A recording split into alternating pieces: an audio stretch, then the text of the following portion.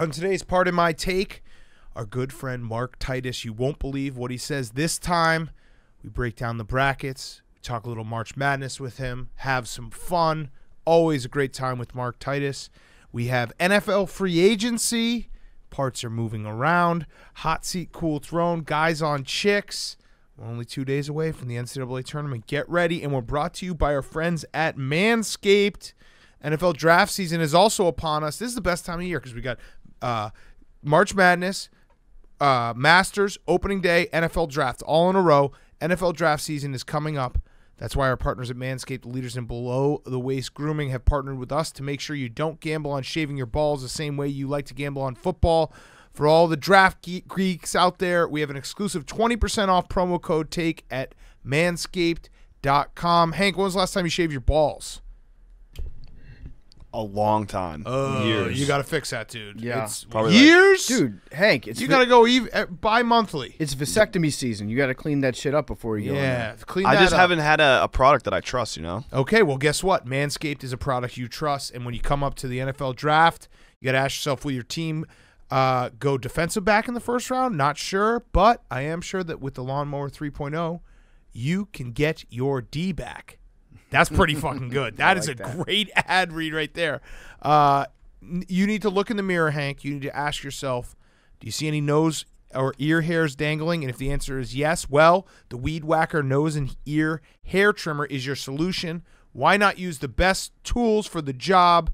Their performance package comes with the new and improved Lawnmower 3.0 for your balls, Weed Whacker nose and ear and hair trimmer, performance boxer briefs, and a travel bag for you to use when you're done quarantining, and some other liquid formulations like the Crop Preserver and the Crop Reviver.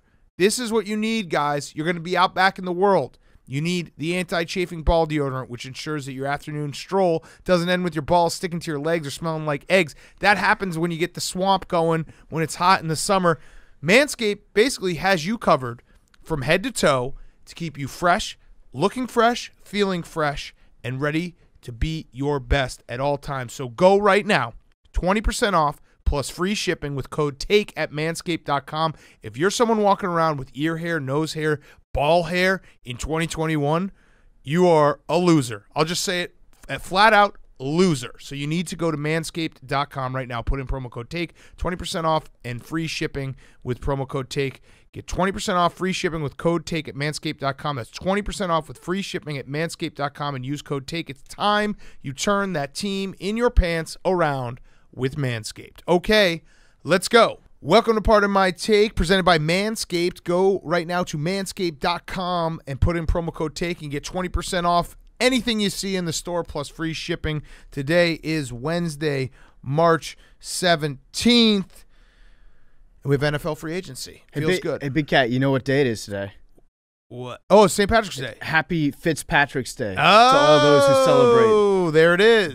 It was the best night of my life last Yeah. night. And don't get me wrong, I'm under no illusion that Ryan Fitzpatrick's going to come in and like immediately turn the football team into Super Bowl contenders, because we already are Super Bowl contenders. Mm-hmm. But he is the most fun quarterback that I could have hoped for besides Winston. I wanted Jameis. I did but too. Verbal meme, we have Jameis at home.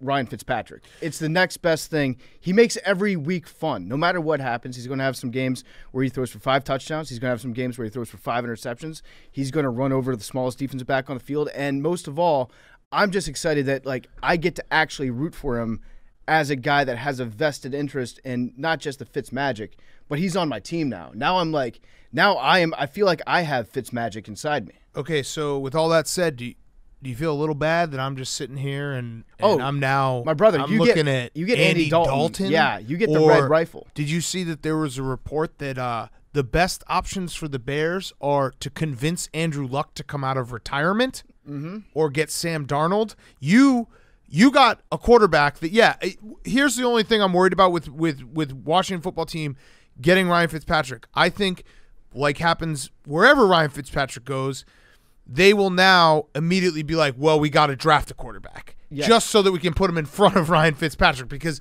that is Ryan Fitzpatrick's entire career is he goes to a team and they're like, well, we need someone who's ahead of him on the depth chart, because you agree, Fitzpatrick, if he's the day one starter, he's not going to have the same magic. Right. You need him You to coming be off the looking bench. over his shoulder But or coming off the That's bench. why we got a primer. We got Taylor Heineke, who I think is the ultimate Fitzpatrick primer because he'll get in. He's got a spark, but he's probably going to fuck things up. And so he's actually the perfect quarterback to team up with Fitzpatrick, to have somebody that we give a shot, a young guy, see what the little guy's got. He goes out there, plays well for like a game, maybe a game and a half. Then he starts screwing up. Boom, Fitzmagic time to come out. Yeah. Now, how many, off the top of your head, how many playoff games do you think Ryan Fitzpatrick has played in? 0. Yeah, 0. He hasn't been in the playoffs. He's the It's best quarterback of all time to never make the playoffs, maybe. Yes. Archie Manning, I think, never made the playoffs. I think that's true. Brandon Marshall never made the playoffs. Yes, that's also true. That's also but true. I'm excited because it's like the best analogy I can make is, you know, that second semester of senior year in high school when everything's kind of set, you don't really care, but you have fun, and you're like, fuck it. That's what this entire season's going to be for me. Because if we go anywhere, hey, that's awesome, cool. If not, I get to just sit on my couch and drink beers and forget that I'm supposed to be doing work the whole time. I'm very pumped about Fitzpatrick. Oh, breaking moves. Oh, no, this is going to be Andy Dalton. It's Andy Dalton. No, it's not. It's not bad for your team. I've actually been not going on Twitter. Yeah, I've got Schefter. I'm scared to go on Twitter because I know he's going to do the Andy Dalton to the Bears Schefter tweet. notifications set up here. One of my favorite players of all time, good friend, personal, guy I root for always, LeBron James has just announced that he's going to become part owner of the Red Sox. What? Both he and Maverick Carter each joined Fenway Sports Group as partners, first and only black partners in FSG history. I love it. Wow. Hank, you are now a LeBron stan. We finally have our LeBron stan on this podcast. I mean, you have to. Yes. You have to be. Yeah, I do, I think. You love the guy. You've always loved him. You are. Right. Yeah. You are LeBron through and through. Space Jam 2 is going to be great. $750 million investment. That's not chump change. No, it's not. That is not ashtray money. No. It's not the. Do you say ashtray? Ashtray money. It's not the Jay-Z Nets investment that he made. It's not me and Swansea. Yes. No. So he's like a vocal minority owner of the team. Right. Well, you can't say. O-word, governor. He's a vocal minority governor of the team. You don't. No, you can't say the O-word, Big Cat. Remember? You're calling him a minority. I didn't say that. So yeah, let's go Bronny go. Hopefully this means he wants Bronny to come play for the Celtics and he can do everything here. Just become a Boston guy. What? I don't know. Crazy. I don't know. It's crazy. That's wild. You're gonna have to take some time to figure out exactly how to spin this. Credit to LeBron though. He now has the Indians, the Yankees, and the Red Sox. He should, statistically speaking, have Chelsea, a good, right? Yeah, and have a good chance of Liverpool. Have a good chance of getting to the World Series and the Dodgers, I assume. Yeah, he's probably adopted that. Yeah, he was rooting for the Dodgers last year. Yeah, so he's got. I mean, there's like a 15% chance that LeBron James one of his teams he roots for will win the World Series. So Hank, you are fully on Team LeBron now. You can't root against him. You absolutely cannot. He's your owner. He owns you. Literally. Power move. Your baby by him. Braun. I gotta commend the guy. Like he literally. That is awesome. The town that he has the most beef with, he just went and bought one of their teams. I wouldn't say that LeBron's biggest beef is with Boston. I'd say that Boston has literally a huge started beef the super with LeBron. team to beat the Celtics. I think that the beef could is not more beat the on Celtics, your so he had to side start than it a is super on team. LeBron's side. But if you had to ask LeBron, like, who else? what city that he has most people, it would probably be that. Because it was when he was young in his career, he could not beat the Celtics. It was like he's trying to get go over that hump, win his first championship. Who's in his way? The Celtics. So it's like, like the only other ones that could be up there are like San Antonio, the Mavericks. Yeah, I don't know. Golden State, Oakland. Yeah, but he didn't really. Yeah, but he Golden beat them. State. Yeah. But he also beat them the last time. Well, no, they played again. Yeah, I don't know. Also, could you have? I feel like everyone's just happy in the West Coast. I also got to think that you can't really have Boston beef. fans It's were pretty really, for some reason, some Boston fans haven't been the nicest to LeBron over the years. So that's probably not something. you. So that's good. No, definitely not me. Bill Simmons is gonna have to redo all of his chants. Are you just leaving me? So am I now outnumbered? Is it LeBron standing? Well, you've flirted with being LeBron. I tried stan. to be a LeBron stan. And you're not. It was just too hard. Okay, so he makes we're it very good. difficult. So we still have a majority on the show. I respect LeBron's greatness. You're like in the Supreme Court when there's one judge that can go either way. Yeah, so it's me versus Hank, and you can go. I'm either the way. Joe Manchin of this podcast. I'm the LeBron I'm James. a LeBron-entrepreneur fan. I feel like I've lost a friend.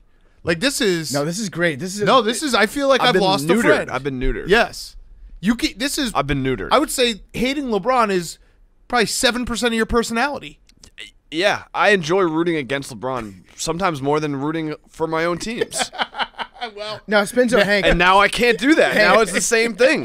What That's you like, what do I are know what able to to do do? now, though, is like you have a tremendous scapegoat in case things go very wrong. yeah, sell the team, LeBron. Like, yeah, like if LeBron had. Well, the Red Sox ownership already sucks. Like, yeah, if he had been an O-word last year, like when the whole Mookie Betts situation went down, you would have 100% blamed him no matter what the facts were. So, like, that's kind of useful to have somebody to point out and be like, that guy's the problem. wild times. This is wild times. All right, well, that's great breaking news. I hope he buys every team that Hank likes. Oh, man. FaZe Clan. Duke. Duke. Now with Bronny's in FaZe Clan. Oh, yeah, that's true. This is tough, Hank. All right, so to go back to NFL free agency. So your analogy of, the end of high school second semester. Senioritis. Senioritis. Yeah. So I'll go on an analogy for what the Bears are doing in free agency. The Bears are the guy who goes out to a bar and tries to hook up with girls and then instead just gets a big pizza and sits on his couch and be like, I could have fucking hit that. Like, you see that chick? She was giving me the eyes. I probably could have smashed, but I just wanted to have a boys' night and eat some pizza. Every quarterback that signs, the Bears are like, well, we talked to him. We talked to Jameis Winston. We talked to Ben Roethlisberger. No, you didn't. You had no chance. You're fucking sitting with your fat ass on the couch eating pizza at 3 a.m., watching like ETV, and you're going to fall asleep and feel like a schmuck and an asshole, and that's you, Ryan Pace and Matt Nagy. All right, coward. So I think you can also put into there like the Russell Wilson thing. It's just a victory for them to be mentioned. Like your buddies are like, yeah, you could have that chick, and you're like, yeah, I know I could, and then you go home and you jack off to porn, which is Andrew Luck. Correct. Who's just like out there, just watching film. Yeah, the fantasy of what you could have. It's disgusting. I mean, it's going to be Andy Dalton. You still could get Russell Wilson. Your problem. Can I give you some advice, Big Cat? No. Let me give you some advice. I'm going to threaten Schefter. I'm going to next tweet. Big Cat, that's what I'm saying. I'm going to fucking kill you, dude, unless you do the Russell Wilson. I'm saying I think you're going about that wrong. I think instead of saying do the Russell Wilson tweet, you have to say announce Russell Wilson to the Bears because that presumes it's already done. So you might be able to trick him. No, I just want to just announce it. That's what I'm saying. It's a tweet. Do the tweet. Announce it. That's what the kids are saying. You got to announce it. I will. I don't want to say that I'll kill Adam Schefter if he doesn't do the tweet. Good. I'm glad that you don't want to say that. I did not say it. Mm-hmm. If you wanted to say fucking tweet, Shefty. Fucking P-boy. I actually feel bad. I wouldn't kill Shefty. I actually love them. I feel bad for other NFC East teams to have to now root against Ryan Fitzpatrick. Like if it was on the other foot and let's say the Philadelphia Eagles signed Ryan Fitzpatrick, who would actually probably be the perfect fit in that situation with Jalen Hurts to just kind of like switch him in and out, going back and forth from your tongue to your clit.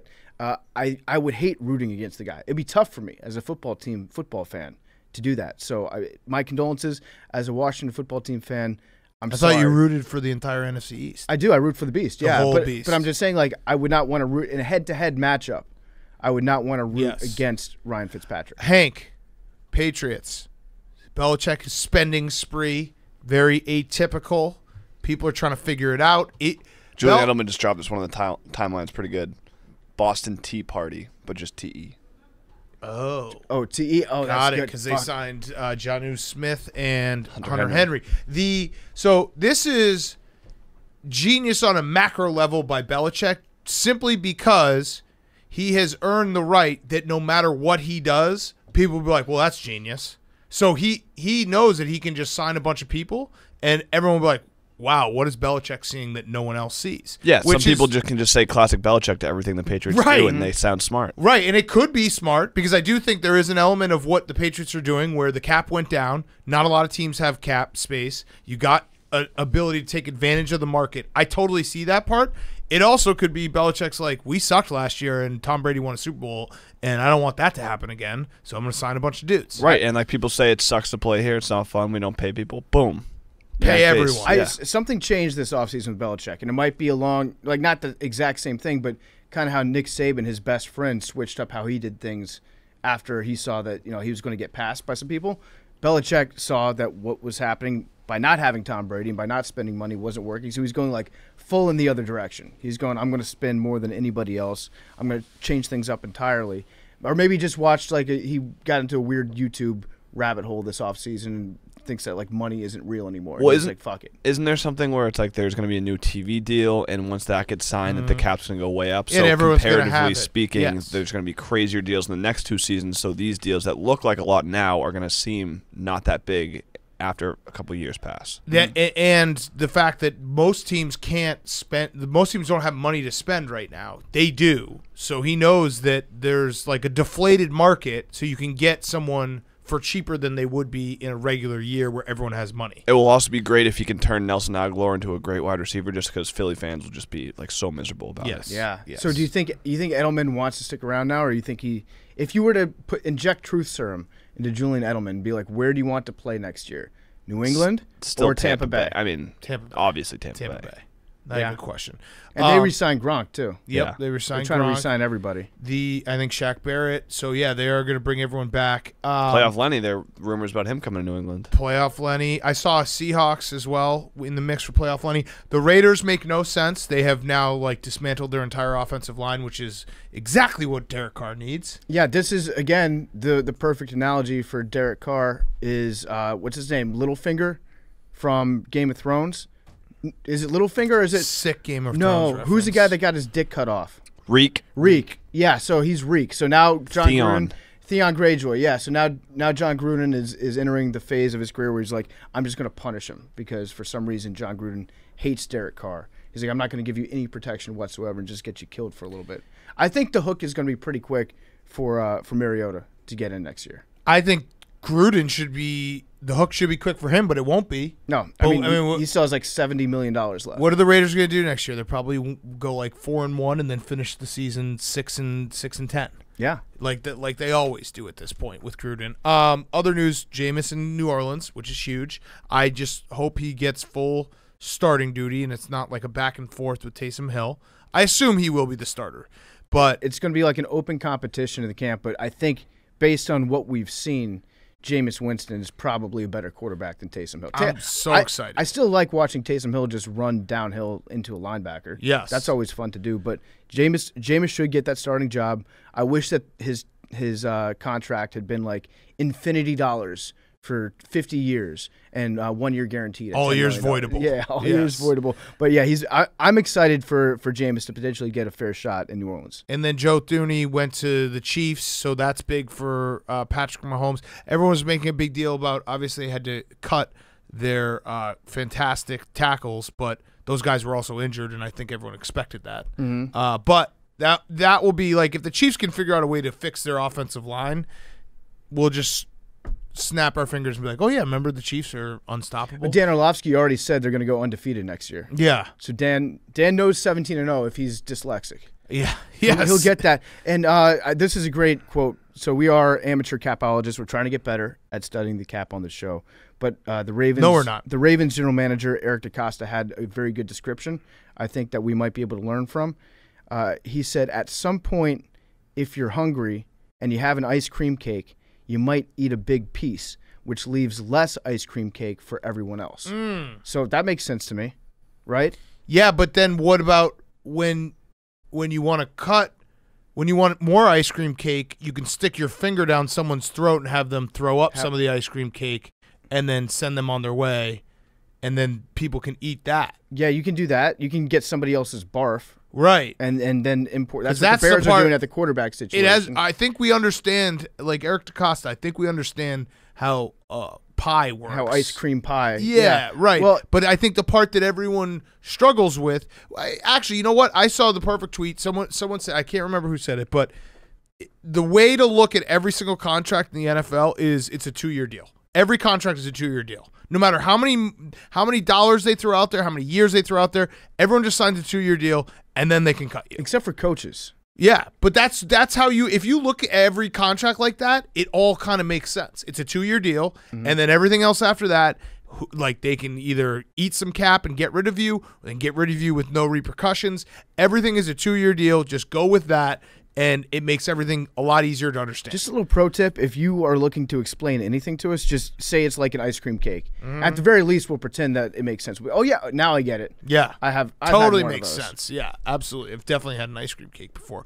All right, let's do hot seat, cool throne. Then we will have our good friend Mark Titus on the show. By the way, we also, on Friday, we're going to have Stanford Steve with some gambling picks, so you got to make sure that you listen for that. I think we'll probably drop it a little early so that people can actually get the gambling picks, and also Blake Griffin, so that people can listen to the show before the tournament starts. Before we get to Hot Seat Cool Throne, it is brought to you by our friends at Simply Safe. Simply Safe. If you have 30 free minutes, you never have to worry about break-in at home ever again. That is how quick and easy it is to set up a security system from Simply Safe. It's the kind of thing that is so easy to do. You can do it during a Netflix binge, watching the game, or listening to a certain podcast called Pardon My Take. You can tell Billy to come in. Simply Safe is incredibly easy to customize for your home. Just go to simplysafe.com/PMT. You can easily choose the exact sensors you need or get help from one of their experts. It'll get your house set in about a week, which means by this time next week, you and your whole family can go to bed knowing your home is being guarded. Your family is important. Your house is important. Your family heirlooms are important. Your pets, everything needs to be safe, and Simply Safe can give you that peace of mind whether you're on vacation, whether you're just sleeping. Simply Safe, make sure that your house is safe and ready to go, protecting you and your loved ones. It's easy to assume everyone in your house already feels safe, but they may not.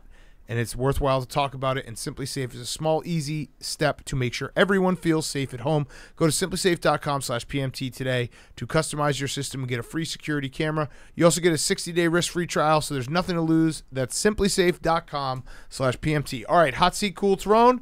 Billy, you want to start? Yeah, hot seat. Looking good. Let me see the Thank shirt. you. Let me Is see the that shirt. Lemmy? I like it. Oh, I thought it was a Dan Terra shirt. RIP. Yeah, I want that. Yeah, we're I getting need the to get Dan. that. I think what we're gonna do with the Dan Terra shirts, my plan for the future of the line is just like we're gonna take all the best classic rock album covers of all time and just incorporate Dan Campbell into Well, I them mean, somehow. we need to do Dan Talica because that is his favorite band. We'll do Dan Talica. I want to do them with Iron Maiden with the Trooper. That's gonna be sweet. I can't wait to steal all those from the office. Cool. Billy, you're looking good. Thank you. Cargo, are you a Ravens fan today? No. You got the cargo camo pants. Mm-hmm. I like that. We'll fix it after. We'll fix it after. Okay. Go ahead. Hot seat. Cool Throne. Hot seat. The NFL. Bill Belichick going nuts in free agency. Yeah, we Good point. We didn't bring that up. we spent a couple hours talking about that. Well, but anyway, he's going nuts. He is going nuts. So What's hot your seat take the on rest that, of the Billy? NFL. I think he just knows that he's got money to spend, Classic Bill. and he can absolutely Classic Bill Belichick, utilize I mean. Yeah. free agency. You can utilize money to Yep. acquire Yeah. players. Yeah, Which he's That is classic never really Bill. done before. Mhm. Uh-huh. I mean, if you saw that stat that our friend Warren Sharp. Yep. Yep, I did tweeted. see that. He's Yeah. spent like $400 million in the last 15 years and like Exactly. 150 in the last 2 days. 12 True, personnel. Yeah. Okay. And your cool throne? my cool throne is us because spring is coming. Yeah, yeah. All right. Good job. Shorts. Yeah, Billy. shorts. Shorts. Shorts are Yeah, back. Billy. Exactly. If you can't tell, Billy just walked in here from driving to work. So that's a really good think on your feet. Yeah, That was. I thrive on chaos. Yes. Yes, you thrive under chaos. All right, Hank, who's back? My Or hot seat seat cool throne. is PFT commentator. Mm-hmm. Drake released 3 new songs last week, and they are now 1, 2, and 3 on the Billboard. Oh, Oh, 100 yeah, charts. Billboard. We all pay attention to that. They're We- hot. We They're use good. Spotify now, Hank. We don't listen to I'm the sure radio. they're in the top of They're those 1, charts 2, as and 3 well. in Spotify. Yeah. as I well. don't think so. No, I'm sure they They are. actually are. Okay, well, a lot of people voted for Hitler, too, so. Whoa. I'm just saying, just because a lot of Damn. people like it, Shit. Okay. facts don't care about your feelings, Hank. Also, Indiana fans hoping Brad Stevens is coming there on the hot seat. He officially said that he has no interest in going. He's going. We'll talk to Titus about this because I'm sure he'll have some spicy Yeah. takes. But to me, Brad Stevens just kind of feels like the name out there that's more fun to talk about all the time than it is. Like the second he goes to Indiana, it's not fun anymore. Yes. He Yes. also will never. No one goes from the pros to the college unless they are like shitty in the pros, which he's not Jim Harbaugh. in basketball. In basketball, they don't do that? Patino, Calipari sucked, went back. Larry Brown. Larry Brown. sucked in the pros. Yeah, I got you. I see Larry what you're Brown. Sucked, saying. and then I think he got a. Did he get a chip? yeah, but then he went to the he was Fred good. Hoiberg. Sucked. And my cool throne is UFC. So UFC announced UFC 261 is going to be a sold-out full crowd in Jacksonville. It's a stacked card. It will be the first time we watch sports with a full crowd. So, Wow. When is that? I think a month. Oh, wow. Now, people are going to jump down Dana White's throat about this, but I actually agree with the location because if you've swam April 24th. if you've swam in that pool in Jacksonville Stadium, you've got antibodies for every vaccine or every disease that's ever been conjured up on planet Earth. Usman Masvidal too. So By the that'll way, be the hype. the Indiana Archie Miller. It's crazy how quickly like the perfect hire becomes terrible. But I read Hoiberg. a report. Well, Fred Hoiberg was never the perfect hire. I read a report that it was all just basically 2 boosters. Yes. One booster paid $10 million to get him out, to buy him out, and another booster was like, "I'll pay for whatever the new coach is." I would love that about to get college. but we should try and get a big booster on this show. Like, how much Yes. money do you have to have? I mean, they're to all be like, I want to pay $10 million Hundreds to have and- a fucking basketball coach not be the basketball Hundreds coach. of $1 million. Boosters are It's essentially crazy. if you are rich enough, you're super rich. Like the Texas stuff too. Yeah, but you're not rich enough to own a team yourself.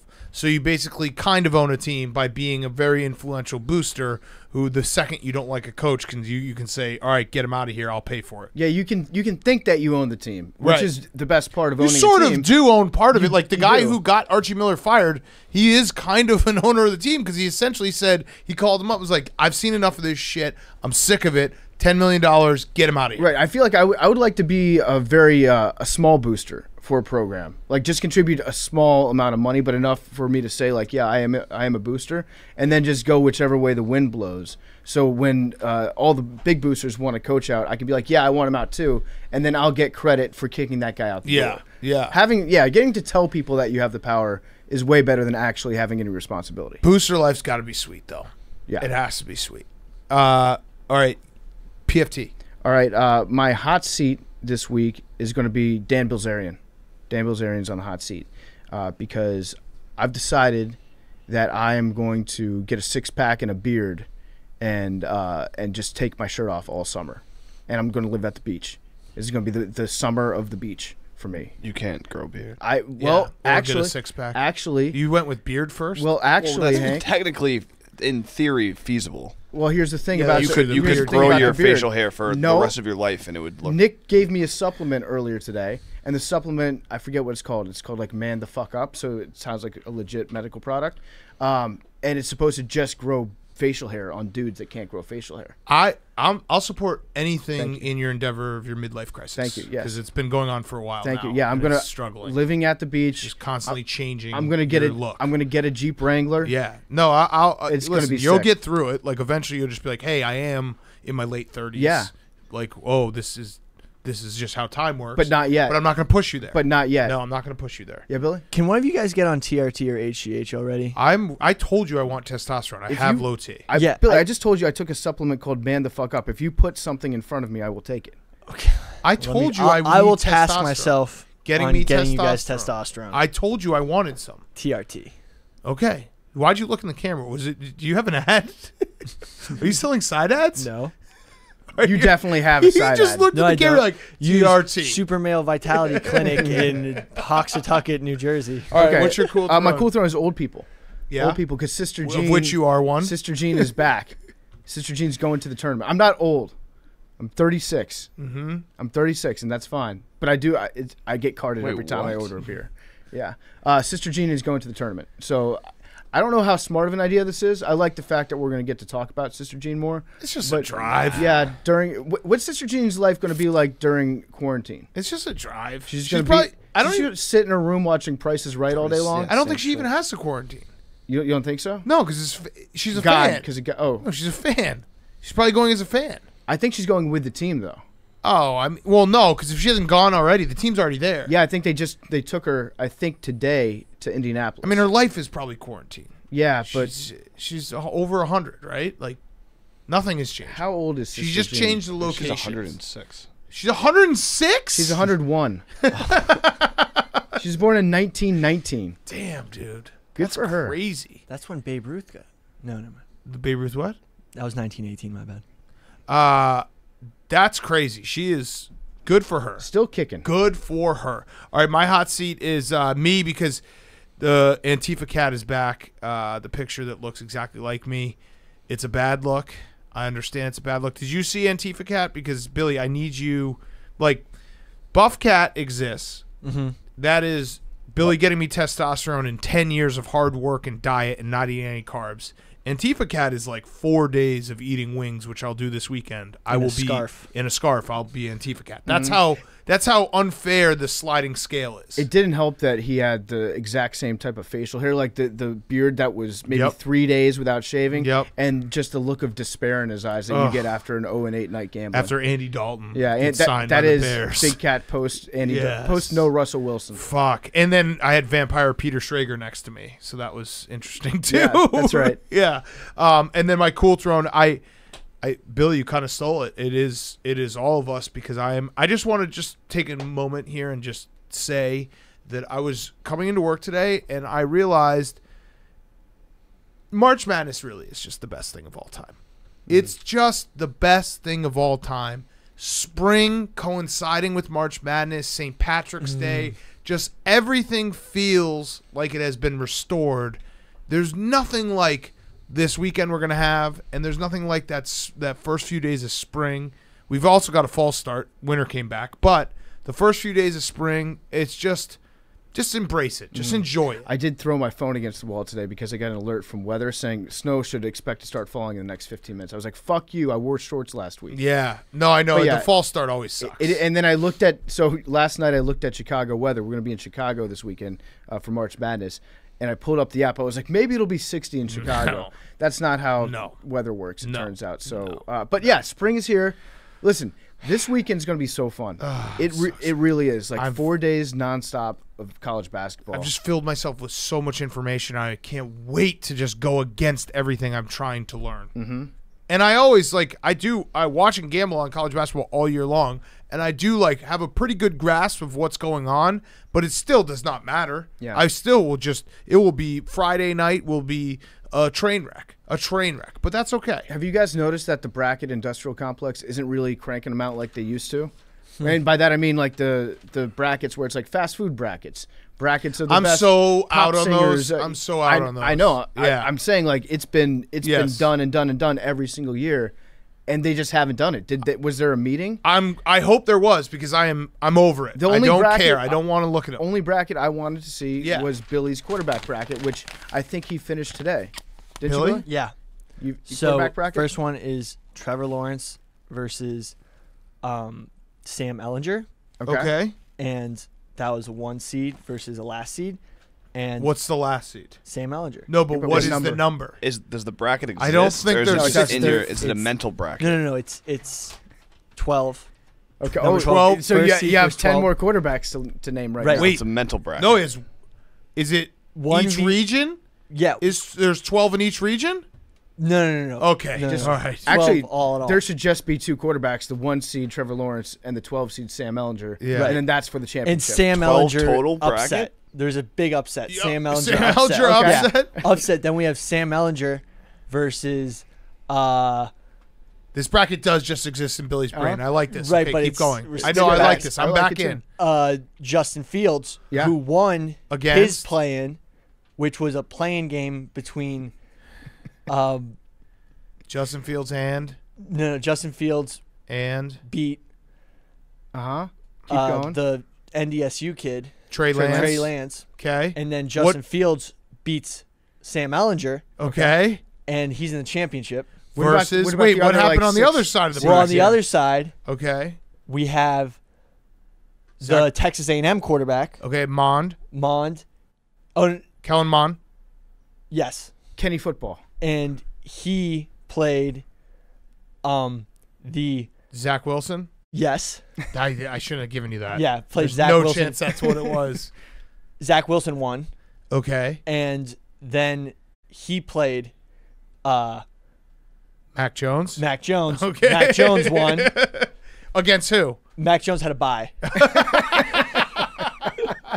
because he won the national championship. Yeah, right, that's right, fair. right. It's totally then fair. Mac Jones plays Justin Fields, and No, wait. Mac Jones beat Zach Wilson? yes, Okay, so it's Mac Jones versus Justin Fields in the final. Right. Wait, And who won? wait. Well, Should we wait to put out the winner? yes. What about Ian Book? Did Ian Book compete, or did he have COVID? Ian Book was the bye. Ian Book, no, COVID. He got He had COVID. He had COVID. He's playing in the COVID tournament. Okay. Which, Against Jack Cohn. Yes. All right. No, he's Perfect. transferred to Notre Dame now. Oh, really? Yeah. Hell yeah. Oh, yeah, the grad year. Yeah. Jackie Heisman. Oh, man. That was stressful. Yeah. I feel stressed out looking at you. All right. That was a great bracket, Bill. I got an great exam bracket. at 9 a.m. tomorrow. I'm very stressed. Oh, man.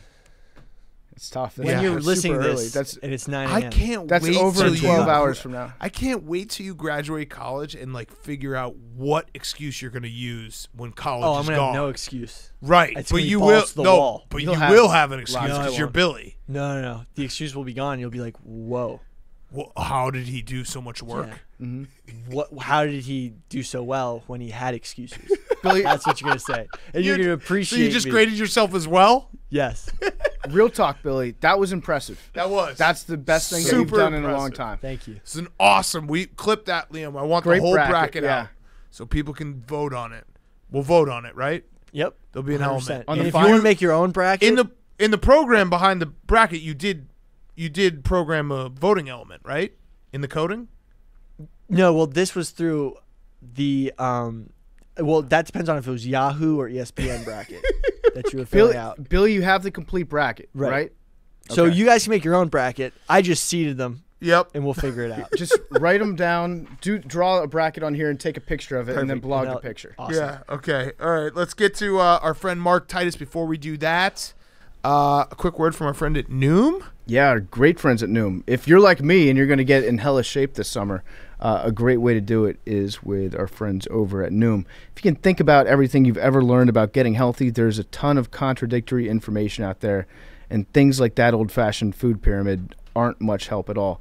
So enter Noom. You know how to chew. You know how to use chopsticks maybe. You know how to fold a slice of pizza so the cheese doesn't slide off and you get that perfect first bite. But do you really know how to eat? Noom says if you want to lose weight, it's not about one thing you ate today, but about how you eat in general. Have you ever gotten questionable food advice? I know I have.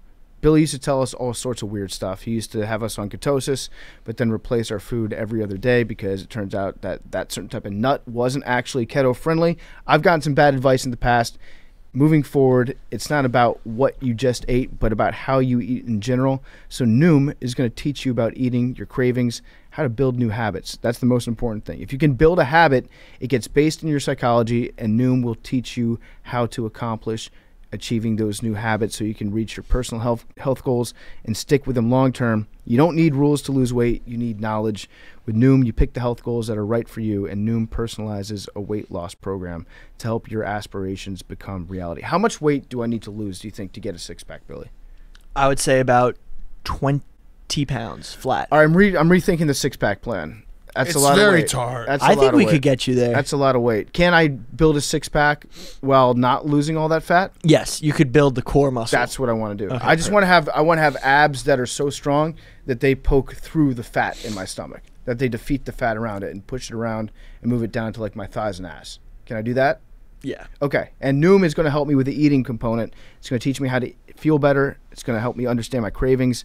It's going to teach me how to shop and knowing that no food is bad food. For example, if college basketball is on, I'm probably going to indulge in a couple chicken wings here and there. So again, it's based on psychology. It'll teach you a cognitive behavioral approach to losing weight and building habits to keep the weight off. Noom is forgiving. You're human. If you go off track today, you'll be back on tomorrow. Don't worry about it. They just ask for 10 minutes a day. That's so easy. They ask you for 10 minutes a day. 80% of Noomers finish the program, and 60% have stuck with their goals for at least 1 year. There's a science to getting healthier. It's called Noom. Sign up for your free trial today at noom.com/PMT, noom.com/PMT. And now, here he is, Mark Titus. Okay, we now welcome on our very, very good friend from Fox Sports. It is Mark Titus. You can go listen to the Titus and Tate podcast. Ready for this? I'm going to give you a nice little plug.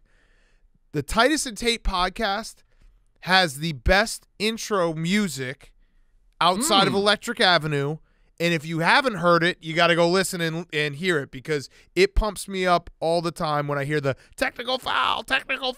It's a Nephew Kyle original, I think. Oh, I don't know. I don't know if I'm kidding. I really Shout out don't. I don't know. Nephew I don't know Kyle. where the song came from. I love that. Did he ever try to put like any bars over it? I know that he raps. He probably did. Like I legitimately have no idea. When we started the podcast, I pitched an 80s hair metal rock song as the intro, and Kyle and Tate both looked at me like, what is this? Like they're very into not that kind of stuff. So I don't know where the song came from. They dug it up. I don't know if they made it or what, but yeah, we'll take that. It's the best. And I think I can say this because we have met Nephew Kyle when we were out for Grit Week, but I still just laugh about Nephew Kyle having the One Shining Podcast tattoo on his leg. Or is it on his leg? Yeah, it's on his leg.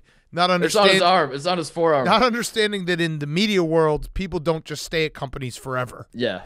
Not everyone's related, and so you have a job for life at one particular place.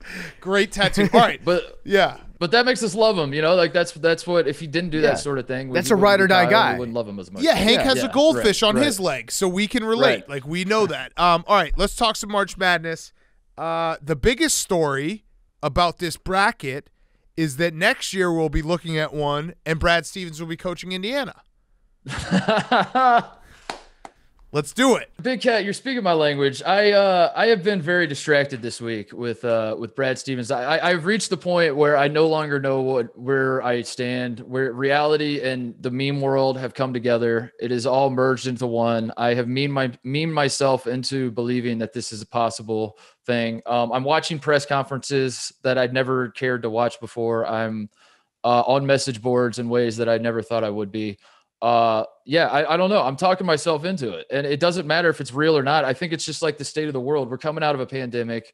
We didn't have an NCAA tournament last year. I don't see the harm in wanting to believe in something, I don't see the harm in that. So his wife is actually from Indiana, right?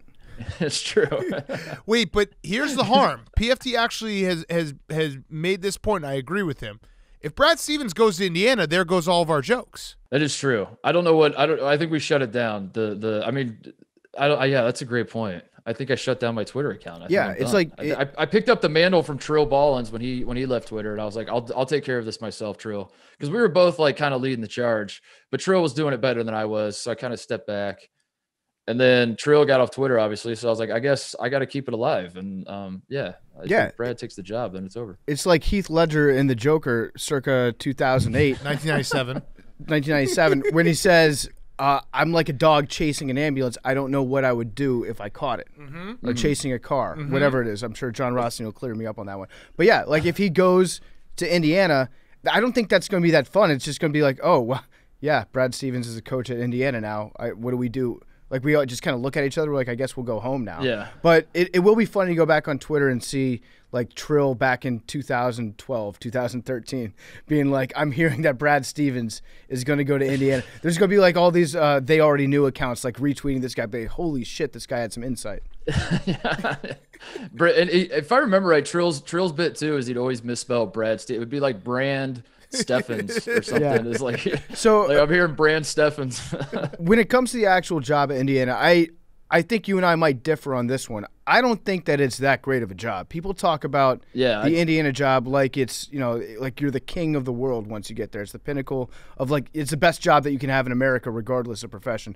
I don't think that it's that good of a job anymore. I see why you would think that. I think the reason people are excited about Brad going to IU is that, listen, I don't actually think it's going to happen. In all honesty, I don't think it's going to happen. I do think there's more, it's greater than a 0% chance. I think the people that are like, he would never do this, they're just as stupid as guys like me that are trying to meme it into existence. I think it's somewhere in the middle. I think like Indiana's going to, like if Indiana offers him like a 10-year contract to doubles his salary, of course he's going to be like, all right, I'll think about it, and then call him back and say, never mind. But he's going to consider it. Surely it would be stupid not to. But the reason the reason like it gets beaten down that he's from Indiana is because I say this as a guy who grew up in the town next to where Brad grew up. He was from Zionsville. I'm from Brownsburg. They're right next to each other. That the culture of Indiana basketball just seeps into you. And I'm talking about the university. It's like, whether you're a fan of IU or not, you just like it is like the pinnacle. It's one of the programs. It's like Indiana, Kentucky, I'd say North Carolina and Kansas. Those are the four that, like, if you grow up in those states, you can't escape it. You'll never escape it, whether you're a fan of it or not. And there's almost like a sense of obligation to, like, I feel guilty. I already start thinking, I live in LA now, obviously. Oh, you I've do? already started thinking. Yeah, I don't know if you heard. I couldn't tell from your Instagram. I have already started thinking, as a man who is not married, who does not have kids, I start thinking, like, if I have a family, do I need to move back to Indiana so my kids can grow up and play in Hoosier hysteria? And I don't know, you feel the draw. It's real.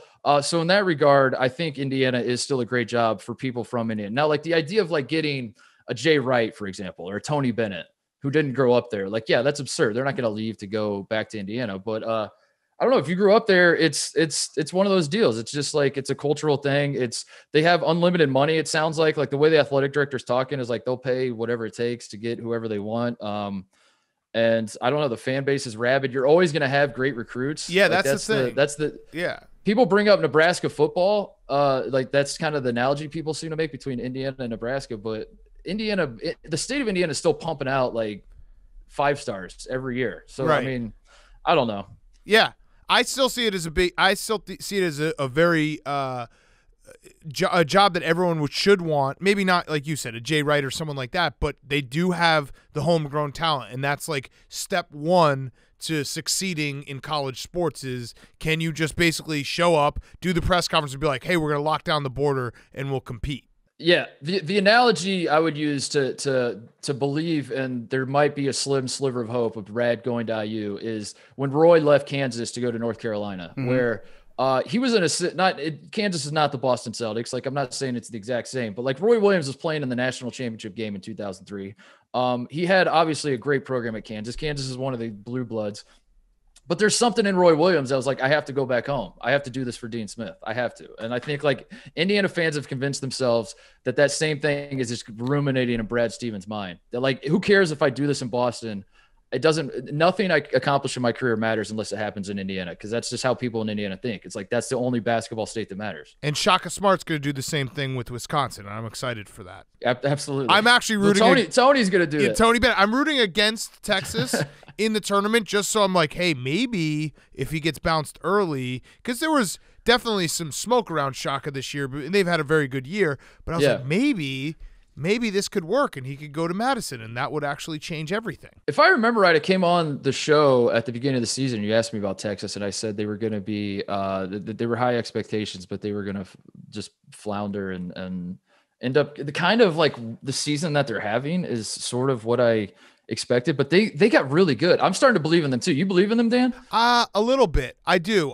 The only thing is they're really good. Like, when I watch them, they're really good. That Big 12 championship game, Oklahoma State was playing unbelievable basketball, and Texas really kind of had that in hand for the majority of the game. I just think that they play like good defense, and I don't know, Shaka, like, maybe it's one of those things. It's kind of like when you see Wichita State, who is garbage, by the way, in the tournament, and you say to yourself, well, Wichita State, who knows? Shaka, something about him in a tournament setting, you're like, yeah, he could do it. Why not? He's done it before, right? That's all that matters. Yeah, and that's a big thing with college basketball is if you've done it before, people believe in you. If you've never done it, nobody believes in you. And it's a sport where, as our friend John Rothstein says, the unexpected becomes the ordinary. Mm-hmm. And yet we go into every tournament and we're like, there's no way that this team, there's no way Baylor could go to a Final Four. They've never done it before. I don't trust them. They're going to choke. But the last 2 tournaments, a 16 seed beat a 1 seed.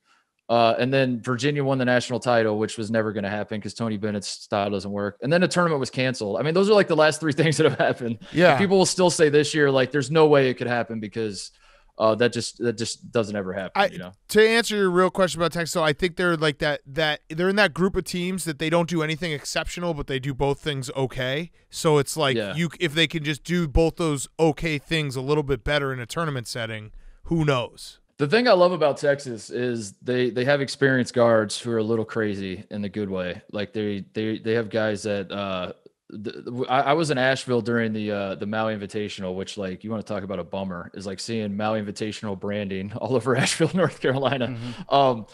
and Texas was playing there, and so like I got up close, and like I was one of the few people in the arena because it was a bubble situation, and I say that to say like the Texas guards, like Matt Coleman, Courtney Ramey, especially, they're kind of crazy. Like before the tip of every game, they're like talking to themselves and hyping themselves up, and like I don't know how else to explain it, but they're like they are out of their minds in the best way that you want a basketball player to be, and I love that idea of them in March, just like going crazy. I don't know. Yeah. It works for me.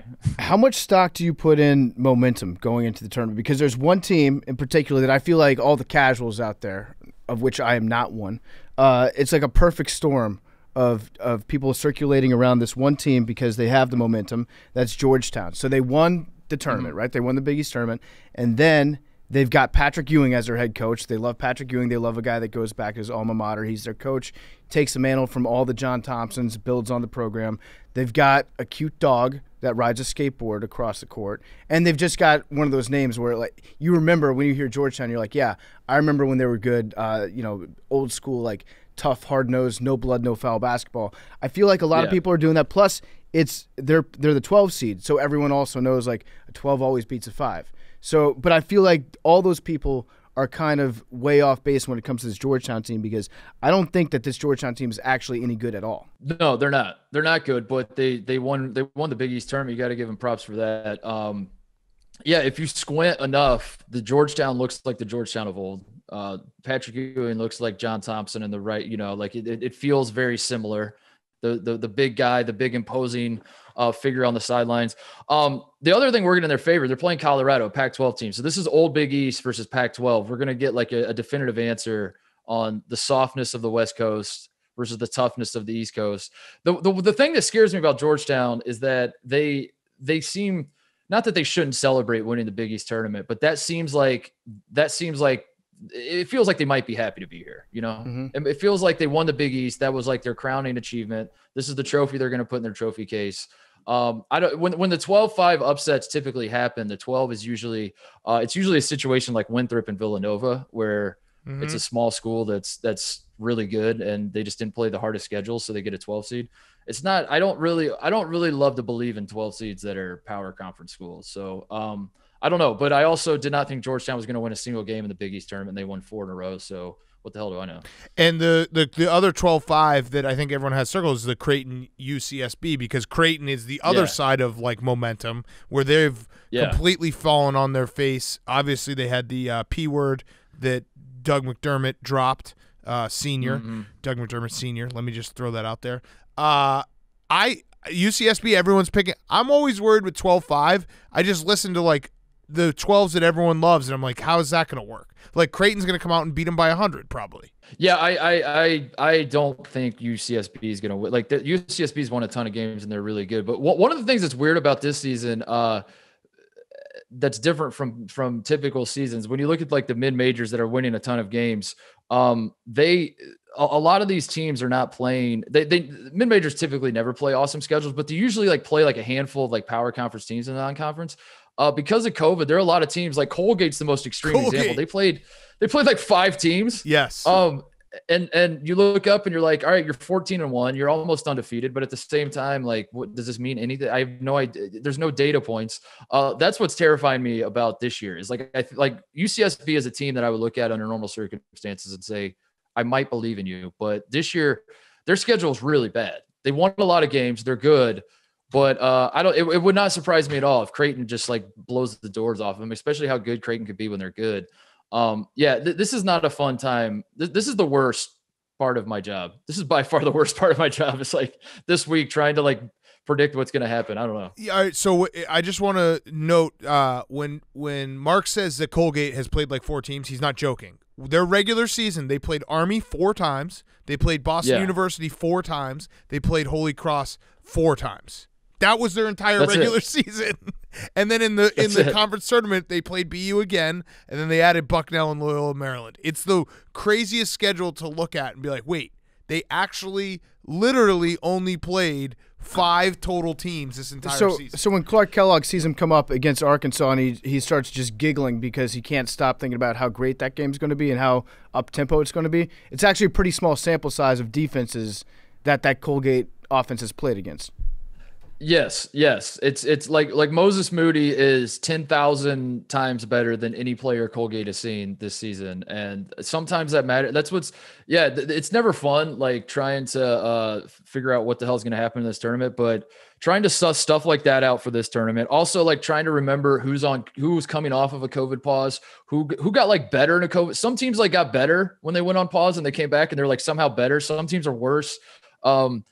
I can't keep track of it all. But I don't know. I don't know. I've learned a lot from Big Cat. You've helped me a lot, Dan, is like watching you fire off your picks and being wrong over and over and still having the courage to step up. It's terrible, and just man. be like, I think this is going to happen. I cry so whatever. every I'm time. going down with the ship. I cry every time I put out I have a burner person now who puts out all my picks because I can't.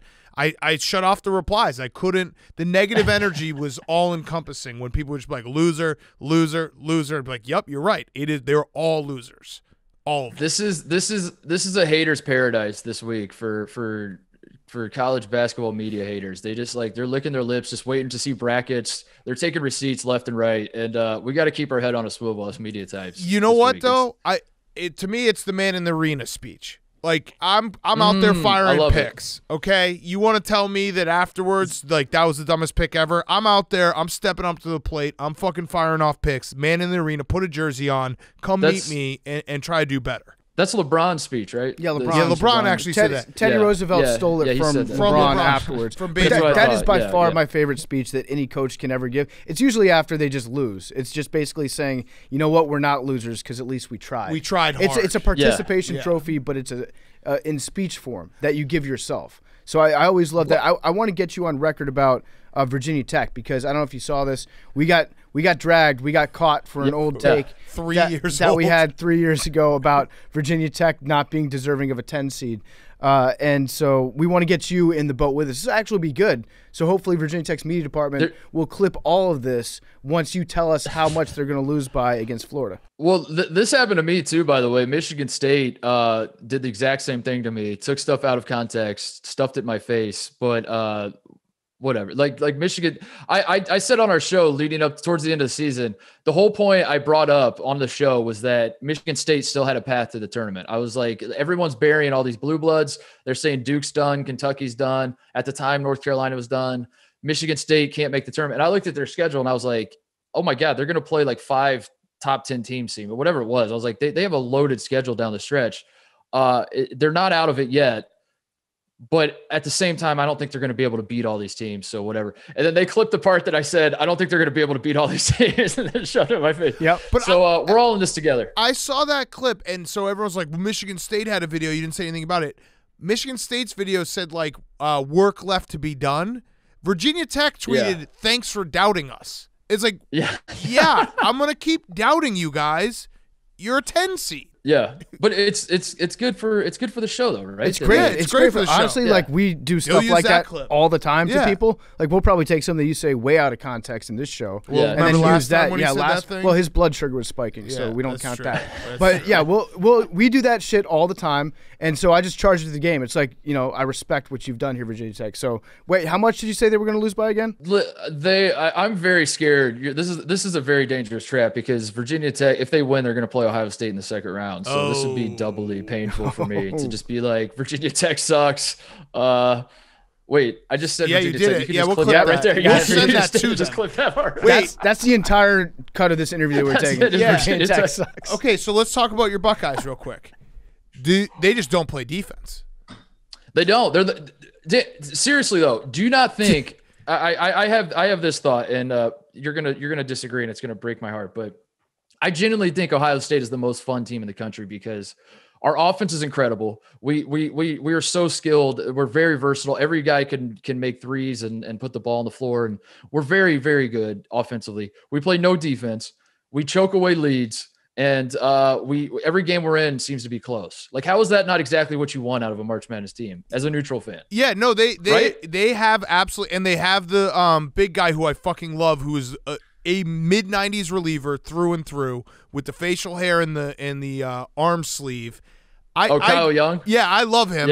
I agree Yeah. with you that they are a fun team because every game is just like, they could be up 15, they could be down 15. At some point, it's basically like watching Mario Kart. Like, By if the you're way- in 8th, you'll get a lightning bolt and you'll be back in 1st soon. Oral Roberts has a guard who leads the country in scoring and has had multiple 40-point games this year. That's who we played in the first round. Ooh. And I don't think we're going to lose. Clip that part, by the way. Okay. I don't think we're going to lose, but I think it's going to be an awesome game that's going to be worth watching. And even if we win by like 15, I think it's going to be fun to watch. So that's I swear we're fun to watch. Yeah, whether we win or not. I totally agree with you. I've watched many Ohio State games this year, and it's always been. I mean, the Ohio State-Michigan game that they played before the Big Ten tournament was one of the best games of the year by far. Like Iowa-Gonzaga, that one, and the LSU-Alabama SEC championship game was up there as well. Let's go other side of the spectrum of fun. Wisconsin Badgers are just brutal to watch. It's rare. Usually I'm used to it because it's like I know what the Badgers do. The only thing that I have talked myself into is that UNC always does have trouble with Virginia. Wisconsin's kind of a Virginia light. Maybe that will be maybe Wisconsin will hit their jump shots and turn Virginia or UNC over, and that's how we win. Wisconsin feels like a loveless marriage to me. That's the way I would describe it. It's like they all like are looking at each other. They've been together for years and they're like, this just isn't working. But at the same time, like, let's stay together for the kids and let's just see this thing. And they're waiting for the kids to get out of high school is what they're waiting on. And that's the end of the season. That's going to come on Friday when they lose to North Carolina. And then they're like, all right, we can all go our own ways now. They're best. You realize your best win of the season, Loyola? No, I know. You beat Sister No, Jean. no, That's no, your no. best win of the season. We beat Louisville. What? We beat Louisville too.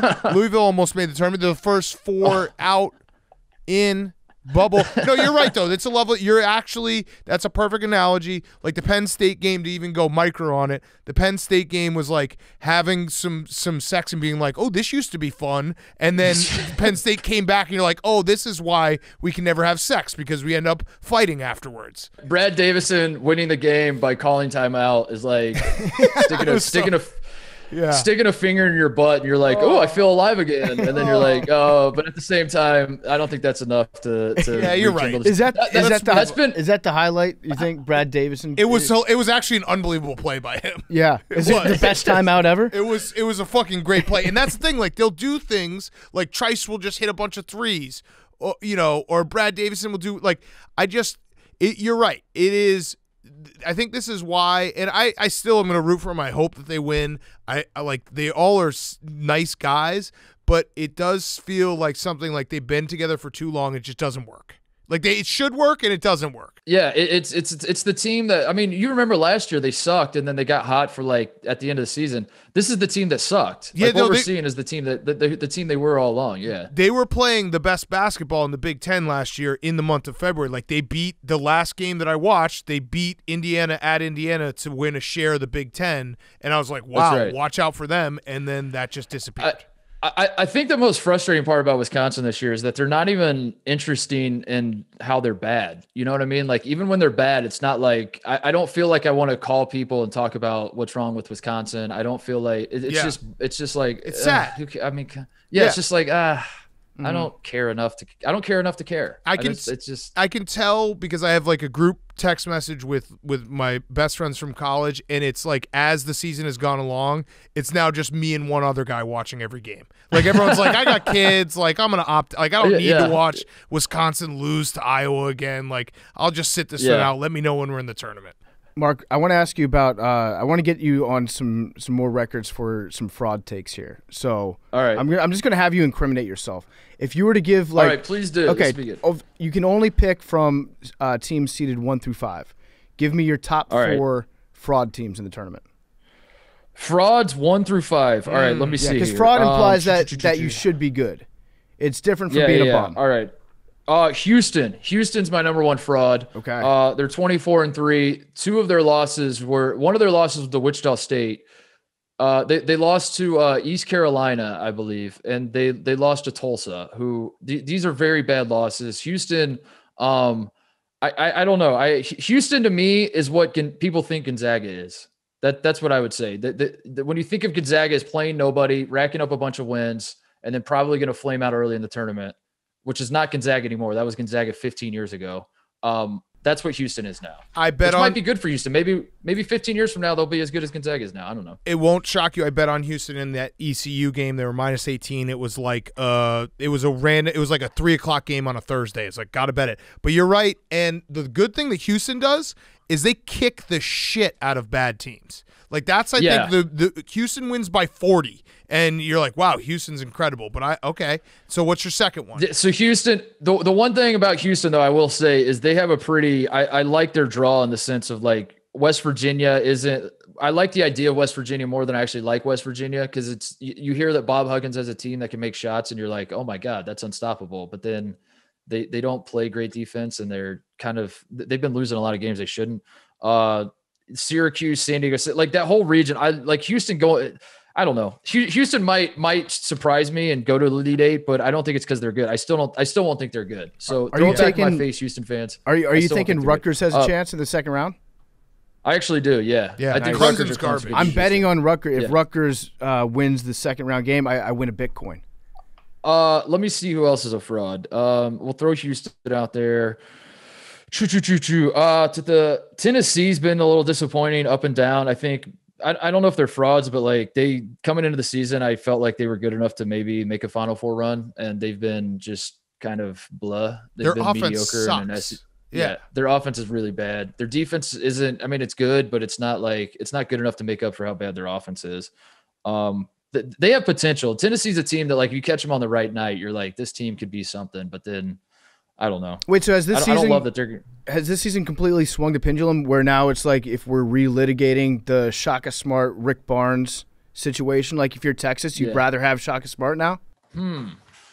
That's a great question. Would you rather have? Oh, I think in the end you'd rather have Shaka Smart because it's just like. It was just one of the Rick Barnes tenure at Texas just got to a point where I think that it was just stale. And it was like, we don't care if we have the exact same amount of success. We just want to look at a different face on the sideline. That's really where we've arrived as Texas fans. Related I think to Shaka, that's what Shaka was for them. Relate to your sex life again, please. Like just missionary, just all missionary all the time. And you're like, you know what? I think we'd both like to look at somebody else. Maybe look at the back of your head every now and again. Yeah. That's pretty much all. And Shaka is basically doing what, I mean, to be fair, I mean, Rick Barnes with the Final Four. So Shaka still has some work to do to catch what Rick Barnes did there. But yeah, I don't know. I'm trying to think of other frauds. Iowa, Villanova's got to be up there just because they don't have Colin Gillespie anymore. I don't trust Villanova without a point guard. I don't know. Iowa's interesting. I think I believe in Iowa. Really? I think they're playing better defense. I just want to believe in them. I think if you don't pay attention, you think Iowa is Luka Garza and a bunch of slow white dudes that don't play defense and just can shoot set shots. And it's kind of true, but not really anymore. Like they play D. I think Joe Wieskamp's going to be an NBA player, and Joe Wieskamp's basically the next Duncan Robinson that everybody's going to look up and be like, where did this guy come from? And everyone that's been paying attention knows that he does not miss, and he's like 6'8", and he's unbelievable. But I don't know. I could see Iowa go. They're not going to make the Final Four because they're in Gonzaga's region, but I could see Iowa making an Elite Eight for sure. I know what you're saying. They are you think like, oh, classic Iowa team. They're not playing any defense. They play a little bit better, but they still aren't great defensively. My problem is whenever Luka Garza, I don't know if there is that big. Well, USC would be that big guy. Mobley going up against Luka Garza, like I think Mobley would eat him up. Yeah, he would, but I think Garza, because part of Iowa's problems down the stretch, and they're not even problems. I mean, you look at like who they're losing to. They're losing to Illinois and like Michigan, and they're losing to great teams. Garza is going to feast on big guys who aren't Kofi Cockburn and Hunter Dickinson and like 7'4" and 300 pounds, and just like they're just chesting each other all game. You know what I mean? Yeah. Like he needs some undersized guys that he can. I know but Mobley's skinny, so maybe that's good for Garza. Maybe he'll just like throw his ass into him. You can just say Micah Potter and Nate Reavers. Go ahead. I know that's what you wanted to say right there. That's what it is. I mean, Ohio State, Iowa killed Ohio State and Columbus not too long ago. We don't have any big guys, and Garza was killing us. So, yeah, I don't know. I do believe in Iowa, and I understand why people won't want to, but I think it wouldn't surprise me if you looked up and like they are one of the last standing Big Ten teams, even though they feel like they're a level or two below like the upper tier of the Big Ten, you know? So what about Michigan? You didn't mention Michigan under your fraud watch Yeah. team, but all the talk has been about Alabama or it's been about Texas. That's the Harry and Izzy's bracket, the Harry and Izzy's region. So with Michigan, like, yeah, they're a little banged up, but they are still a 1 seed, but no one's talking about them. Yeah, Michigan. I think the reason no one's talking about Michigan, it would be Isaiah Livers. Obviously, we don't know if he's going to be. It doesn't seem like he's going to be able to play in the tournament, which really sucks. Also, I think the wind has kind of been taken out of Michigan sails the way they ended the season. They won the Big Ten. I am not putting an asterisk on the Big Ten, but at the same time, I'm going out of my way to say I'm not putting an asterisk on the Big Ten because Michigan won 2 fewer games than Illinois. They got their asses handed to them by Illinois, even when Livers was playing. They turn around and lose at Michigan State. So there were already some like warning signs that maybe Michigan had peaked a little too soon, or maybe they weren't quite as good. Cause there was a stretch during the season where people were talking about Michigan being better than Gonzaga. Like you'd see people on TV. They're like, is Michigan actually the best team in college basketball? And I was scratching my head. Like, I mean, Gonzaga's beating everybody by 20. So I would probably say until they don't beat teams by 20, they're probably still the best. So Michigan's just kind of come back down to earth, and Illinois is kind of taking that mantle as like the hot, sexy Big Ten team. So I think that's kind of what's going on there. I don't know. I don't know what to make of Michigan because they still have a really good team. Even if Livers doesn't play a second in this tournament, they're good enough to win a national title. It's just they're certainly not going to be the same team without him. So we're kind of waiting to see what they're going to look like without him. I think that's the problem though. Livers is like, their ceiling is national title with Livers. Without him, it's a totally different. They're still a very good team, but like his ability to get shots and like he adds that element that every team needs. I think they're a totally different team without him now. And he's a guy that like you're not necessarily keying on in your scouting report because you're focused on Hunter Dickinson or you're focused on Franz Wagner. I mean, Livers. It's not to say he's not one of the best players, obviously, but. Part of it is just like the trickle down effect of like when you have like 5 guys that can score and then that gets put and suddenly it's like 4 guys that can score. Now the defense can focus on, they have one less guy to worry about that you throw out there. Like Michigan's throwing out these other big dudes like, Johns or Austin Davis or whatever might get more minutes and stuff just starts shifting around. And then suddenly, cause like that would be a lot of Livers would get a ton of open looks and he just like knock down threes. Cause you're focused so much on Hunter Dickinson. And now maybe the guy taking those shots isn't Isaiah Livers and it's someone, lower on the pecking order who's not as good. And that's where it really is going to matter. But I don't know, Michigan's still really good. And I wouldn't be surprised, but I don't know. I got to wait and see what happens in the first couple games. I gotta, before I start talking myself back into Michigan. All right. So I've talked, I didn't really talk shit. I just kept on bumping Gonzaga down on my top 10 just to get people talking. I knew the whole time I was basically old take exposing myself because I know Gonzaga is by far and away the best team this year. What is the scenario where they do get knocked out? Because I see them going to the Final Four, and I guess you could make the argument that in the Final Four, if there's 4 really good teams, no Cinderella, of course anyone could beat anyone. Iowa actually did play Gonzaga really well in that game in whatever it was, December. But what is the scenario where Gonzaga gets bounced? Or is it not? Is there no scenario? They're going to win it. I mean, I think they're not breaking a sweat to the Elite Eight. And even then they're probably going to play, even if it looks like they're going to play Iowa or Kansas the way, if the bracket stays true to form. They've already beat both those teams, beat them rather easily. I don't know. That doesn't always necessarily mean anything, by the way. I mean, in 2016, I think it was, Oklahoma beat the hell out of Villanova early in the season. They did a rematch in the Final Four, and Villanova beat the brakes off them. So who the hell knows? But the way Gonzaga loses, I mean, if I'm trying to think of ways they get tripped up, Creighton maybe in the Sweet 16, like it's just an up and down.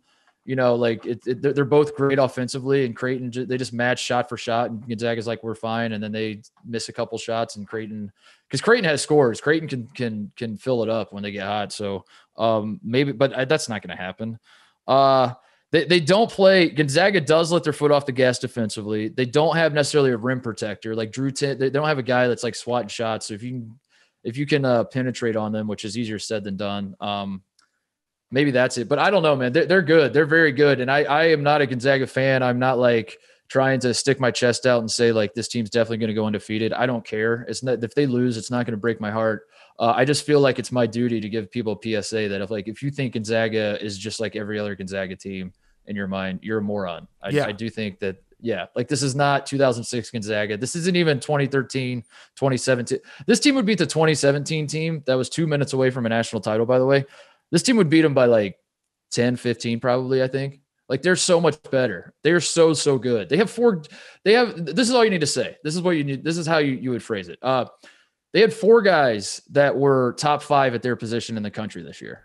Yeah. 4 of their starting 5 were on the finalist list for their position in the country, in the entire country. And I think 2 or 3 of them are going to win their award. So it's disgusting. They're very good. I think it is Gonzaga versus the field. And every time I say that, people like come back at me as though I'm a moron. And they're like, yeah, but Kentucky lost. And I'm like, yeah, I didn't say they're not going to lose. Kentucky in 2015 lost. Mm-hmm.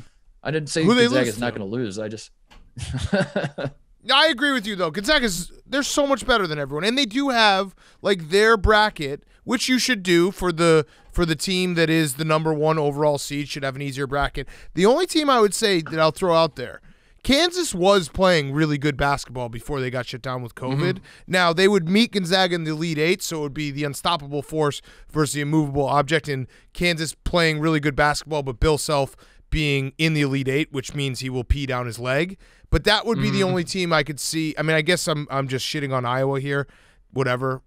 Old habits die hard. But I do think people forgot about Kansas and that they were playing a lot better down the stretch, and then the COVID thing in the Big 12 tournament kind of stole that from them. Yeah, Kansas also was victim to all the talk about the blue blood sucking, and like how every time Kentucky would lose a game, it's like Kansas and North Carolina and everyone else would have to wear it because everyone wanted to talk about how bad the blue bloods are, and Kansas fans are like, no, hang on, we're not that bad, right? You know, like we're not winning 8 games this year. We're still a decent team. We're just not as good as we were last year. I in all honesty, Gonzaga, I see them not even breaking a sweat. And so I would not be surprised if Gonzaga even has if this is 2018 Villanova all over again, I wouldn't be surprised at all if Gonzaga, and again, I'm not telling everybody like it's not bravado. That's just like, I don't know. Everyone's been wanting to make it interesting all season. Every time a Big Ten team wins 3 or 4 games in a row, we're like, this team could maybe challenge Gonzaga. I don't know. We'll see. And then they fall off a cliff, and then a new Big Ten team rises up. But yeah, they're awesome, man. So, but here's my question to you, Dan, as a Big Ten guy. We are both Big Ten guys. Do you feel the pressure given how good the Big Ten is this year? Because this feels like a season that Gonzaga has to win the national title, or people will never shut up about it. Like they'll say you'll never win a national title if you don't win it this year. I feel like the same is true of the Big Ten with how often everyone talked about how dominant the Big Ten is. We have 4 teams in the top 10 at all times. We have, and the whole tournament's taking place in Big Ten country. We have to win the title too, right? Yeah. So I guess my answer to that would be I do feel the pressure, but I also know at the end of the day, if the Big Ten gets eliminated in a terrible fashion, I'll just go to my trusty, tried, true method of deflect and ignore. So I'll just figure out a way to spin it, deflect and ignore, figure out, hey, Gonzaga. Oh, you know what? Here we go. They beat each other up all season. I got one right now. Gonzaga's best player, Jalen Suggs, right? Mm-hmm. Where's he from? Ooh, good point. Minnesota. Great point. Big Ten country. Great point. There you go. I do this for a living. Like that's a Big Ten win. If Gonzaga wins, that's a Big Ten win. That's just Richard Pitino's fault for not getting him. Richard Pitino's not in the Big Ten anymore, so we can't be held accountable for the fact that there was an incompetent coach that couldn't keep Jalen Suggs in state in the Big Ten. He wasn't Big Ten strong. Exactly. So this is Richard Pitino's fault. No one else. And guess what? We've already rid ourselves from Richard Pitino. He's at New Mexico now. So there is the spin zone. Boom. It's easy as that. That's a great point. I like that. It just feels inevitable to me that Gonzaga is going to beat a Big Ten team in the title game. And I don't know what Big Ten team it's going to be, but Ohio State's on the right side of the bracket for that to happen. So I'm crossing my fingers. But that's what we do. We do it better than any conference in the country. No conference in the country is as good at losing title games as Big Ten. Yeah, you know what actually is going to happen? The real way it will happen is that Gonzaga beats Iowa in the Elite Eight, beats Michigan in the Final Four, and beats Illinois in the championship game. And it's like a clean sweep of the Big Ten, and I'm sitting there like, I don't even like college basketball. What are you guys talking about with the NBA playoffs? It's Gonzaga and 3 Big Ten teams, in the Final Four. And Gonzaga Gonzaga wins both games by 20. It's like, damn it. So you said they've got 5 or 4 players that are in the top 5 of their position. How many Mr. Basketballs do they have? That's a great point too. How many Indiana Mr. Basketball? How many guys who grew up playing? How many guys won Indiana State high school basketball titles? That right. I feel everyone's a Mr. Basketball. It's like saying somebody, he was a Golden Gloves fighter when you talk about a professional athlete. Everyone is also a number 1 recruit of some sort, because you could do number 1 recruit at your position, number 1 in your state, number 1 in whatever, and they go around a lot. Mr. Basket. That's a good point. How does one former quarterback? Yeah, how does one win Mr. Basketball? I know a few states have it. It's like Ohio has it, Indiana has it. There are a couple others too. Illinois has it. I don't know. I think you're just the best player in the state. I think that's pretty much it. Ready for this? Jalen Suggs, I just looked it up. He won Mr. Basketball and Mr. Football. Yeah. And Richard Pitino couldn't keep him in state. This is a Big Ten title. This is the most big. He's a football player. He's the most Big Ten player that's ever not played in the Big Ten. I'm now rooting for Gonzaga. I am officially a Gonzaga fan because they are part of the Big Ten. Yeah, and also when Duke beat your beloved Wisconsin team in 2015, Titus Jones is from Minnesota. Jaleel Okafor is from Chicago. Yep. So there you go. That one counted for us. Yeah, and guess what? Spokane, Washington being in the Big Ten makes just as much sense as fucking Rutgers. Like, so who cares? That's a good point. They're in. That's a good point. They're part of the Big Ten. That's a good point. I'm in. Go ahead, PFT. Just I want to get you on the record for a Wednesday night pick or for a Thursday night pick. It's Play-In, Mr. Play-In, the Play-In guru, Mark Titus. Yeah, they do call you that. You know everything about the Play-In games.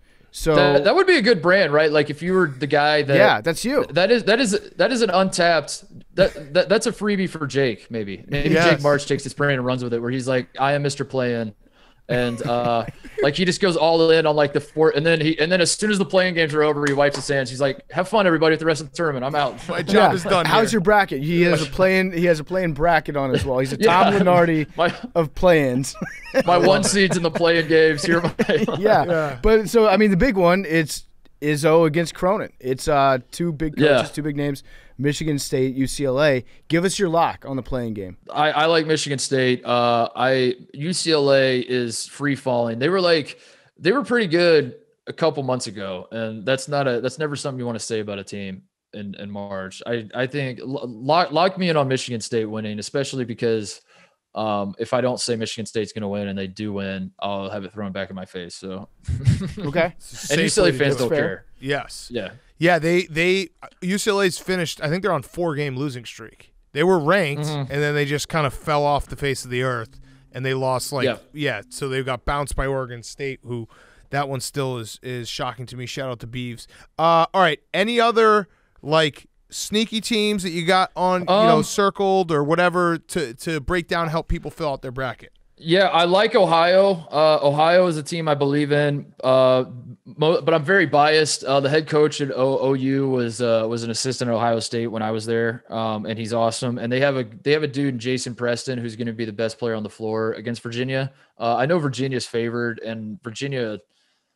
Yeah, I picked that as an upset. Just I thought, what the hell? Virginia's coming off a COVID pause, and I think Ohio is going to have the best player on the floor in that game. So that's enough for me. And I love the head coach. So I really like Ohio. I'm trying to think of who else. I don't know what to do with Oklahoma State because, boy, it feels like the stars are aligning for something special to happen here with Cade Cunningham. I don't know how much you guys have watched this dude, but he is every bit as good as he was made out to be.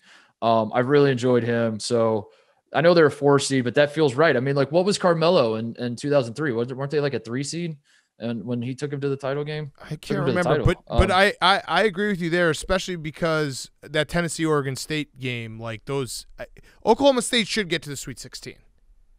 Uconn is another one. I remember I came on the show before the season, and you said pick a team that's going to win the national title. I said Gonzaga, and you said, "Come on, have some fun, pick someone that's not ranked." And I said, "Well, keep an eye on Uconn." the stars are sort of aligning for UConn as well.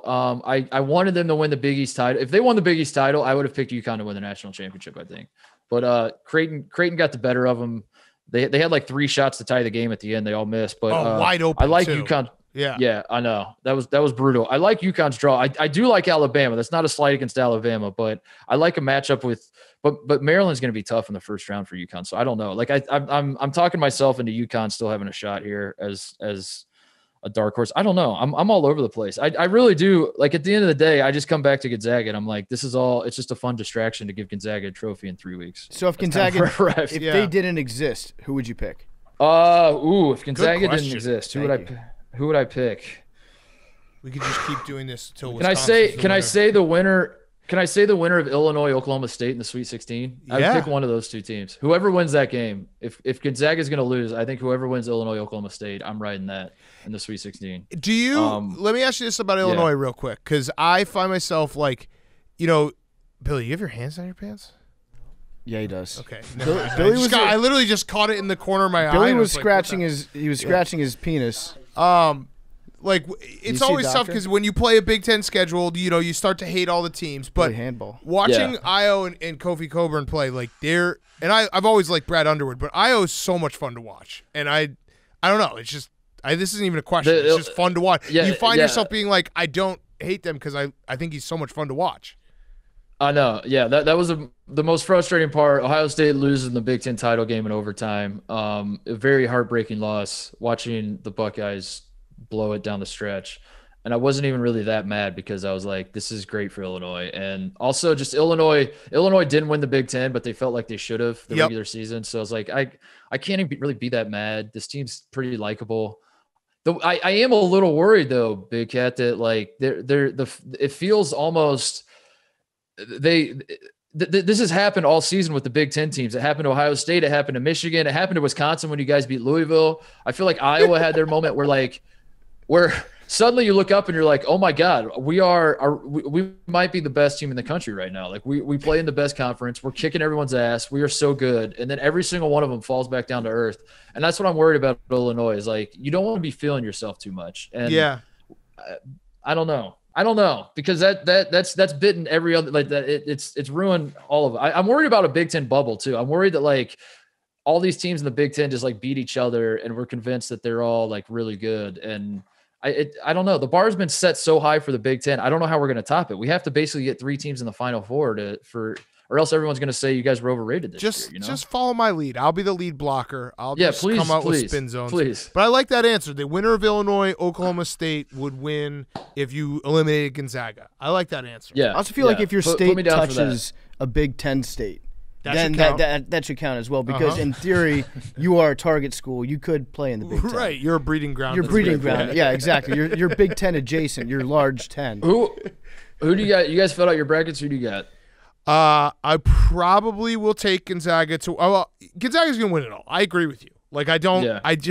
I think they are that good, and I do see like flaws in all the other teams. Like we haven't even talked about Baylor, and Baylor, they're a different team after COVID than they were before, and I don't know if they can like find what they had before COVID. So that's a big question mark to me. I would say, I like Illinois, but I'm just taking Illinois because I want to have something different, not Gonzaga in the final. Because I don't have any confidence in my picks, like in the first and second rounds, being that much better than everybody else's picks. That I'll just be able to take Gonzaga and chalk the rest of the way. I also just like if there's a dominant big guy, I can talk myself into like if that guy brings his A game every single game, he can't be stopped, and that's what Coburn is. That sounds like a Rovell tweet of like analytics of like actually you're better off not picking the team that everyone else is going to pick. Don't say that. Don't say that. Don't say that. It is true. No, that is totally. I mean, it's basically what we've been saying the whole time, which is Gonzaga. We all think Gonzaga is going to win. Yeah, but I'm saying I know that I suck at picking the earlier games,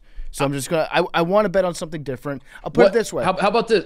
The value's better for Illinois. They're like plus 700 to win the tournament. So I want to make more money that way. Here's the real question. So first game, I believe, tips off at noon 15 on Friday. So 12:15 Eastern, I believe. So over under 3:30 that you fire off the "well, there goes my bracket" tweet. I already did it. Right when they announced the bracket. I'm already done. I got it out of the way. You got to get out of the way right away. That's the way to do it. All right, I have one last question for you, Mark, because I can't believe we didn't even throw this out there. I actually have a team. It's the Roback question. Thank you, Liam. The Roback question brought to you by Roback.com for 20% off your first purchase. RHOBACK.com. And for our guest today, Billy, can you get the Roback thing? Can you get it? Roback.com. Use it, 20% off. Look, Mark, we have this for you. It is a Roback quarter zip. You have to come to New York to get it, but it is here for you. We're going to put it in a little cubby and says, Mark Titus, do not touch. So you got that. It's good. You're gonna put it next to the PMT shirt that I asked you for in 2017. That's on the way. That's on the way. Don't worry about that. That's still in the mail. Okay. I can't believe we didn't throw this out. I have a dark horse. Team that I want to throw out there because they are technically, the Ken Pom has become the most popular guy in the world. Everyone is on that site. It doesn't feel like 10 years ago, like, oh, I know Ken Pom. Purdue does technically rank top 25 in offensive efficiency and defensive efficiency. They have those two tall guys. They basically build them in a fucking factory where it's like every year they just have a new 7-footer who's lanky and frustrates everyone's. Purdue is like, I don't know. I mean, we shit on Purdue. Both of us shit on Purdue a lot, but Purdue's a great sleeper pick. Purdue, I mean, you saw, if you watched the Ohio State game in the Big Ten tournament, the last game that Purdue played, they're down 18 at halftime. They don't give up. They claw back into games. Like they're very young, and they're so young. They almost like don't understand when you're supposed to fold. Like you have no chance of winning this game, so stop playing, please. Like they're like, no, we're just gonna keep playing hard and look up, and maybe it'll be close in the end. Trevian Williams is awesome. He's a great big dude. They have shooters. They have guys that can go one-on-one. Ivy was great. He's a guy you can just throw the ball to, and he's like, all right, I'll go get a bucket. And Matt Painter, it's weird because like Matt Painter for a long time was a guy that like you didn't trust in the tournament, and it's always interesting when narratives kind of flip on their head. Now like Matt Painter's like the second best coach behind Izzo probably in the Big Ten. Well, and you know what it is? Yeah. He basically won like a half a national title by playing Virginia the toughest when they won a national title. They have that banner actually in Mackey Arena that says "We played Virginia the toughest." That seriously counts. Like I think that Bo Ryan was like, I feel like people started respecting Bo Ryan when he played that Sean May UNC team in the Elite Eight better than anyone else, and everyone's like, "Oh, look at Bo Ryan." So like a close loss can do something for your street cred. I also think he's gotten less sweaty over the years. Yeah, Matt Painter used to be like a top 5 college basketball sweat guy, like the old school Gary Williams type. And now I don't know if I don't want to say it's like a Prince Andrew situation, but he stopped sweating. Mm-hmm. He doesn't sweat anymore, and you look more presentable, and people I think put more clout in you. He also we should make the note that the whole tournament's taking place in Indiana, so I don't know what kind of advantage Purdue's gonna have there. You have to think that the fans, whatever fans they allow in the building, Purdue's gonna tip the scales in their favor. They're gonna probably play Baylor in the Sweet 16, as you said, Dan. Baylor has been a dominant team for most of the season, but since they've come back, their defense hasn't been awesome. So who knows what that's going to look like. Purdue's a good pick. Purdue's a good sleeper pick, I think. It's also, we're at the point now, we're taping this on Tuesday, but you basically spend all week just trying to find like, ooh, what's the team? And you just outthink yourself. It's like going back to the Gonzaga pick. Like you don't have to find some crazy upset. Maybe it's just Gonzaga's really, really good. Maybe the Big Ten is really, really good, which I have my doubts as well. But like sometimes, you know, it's a weird season, but you just go with what the teams that have been consistent all year. Yeah. Alabama, we didn't talk much about Alabama. And I said UConn has a chance against Alabama, and I like UConn and all that. But Alabama is good enough to win a national title. And I think Alabama fans know that, but they have the formula as well. They shoot basically nothing but threes and layups, and they play unbelievable defense. And you add all that up, and that's pretty good too. So I wanted to shout out Alabama. I didn't talk about them enough, but I think that's it. I think we hit the national champion somewhere in there. I think we threw a wide net. I think we talked about almost every team. Arkansas. I think we can clip it up. When all those other teams come at our necks, we can at least find the one clip where we were like, I like this team.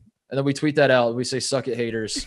Yeah, I would like to see that. A team that wins actually like take a clip of us talking about them and be like, "Thank you, pardon my take," and Mark Titus. Right. You inspired Thank you for us. believing in us. Yes. Yeah. Arkansas. We got to say Arkansas. Arkansas. Just throw that They're out my there. sleeper team. Yeah. And also Kansas. Let's just say the names real quick. Texas. I truly believe in West Virginia. Yep. Oklahoma State. Texas Tech. We're not even going to say Guys, do not be shocked. Do not be shocked if Syracuse puts it all together and wins a few games. Makes it into the second weekend. Yep. I like that. I think BYU can do it. Yeah, totally. I've long been a believer in Coach Izzo as well. BYU has one of the old Purdue guys, Matt Harms. That's right. Fucking annoying as shit. And they just rescheduled him so they don't have to play a game on Sunday. That's huge. That's big momentum for him. I don't think BYU. I don't think Big Cat saying BYU has that guy who's fucking annoying as shit is going to make it into BYU. Yeah, fuck. I forgot what we were doing. I literally just got triggered by big Purdue guys, and I couldn't stick to the script. I think Georgetown. They got the pedigree. Yes, that's right. They're hot. That's right.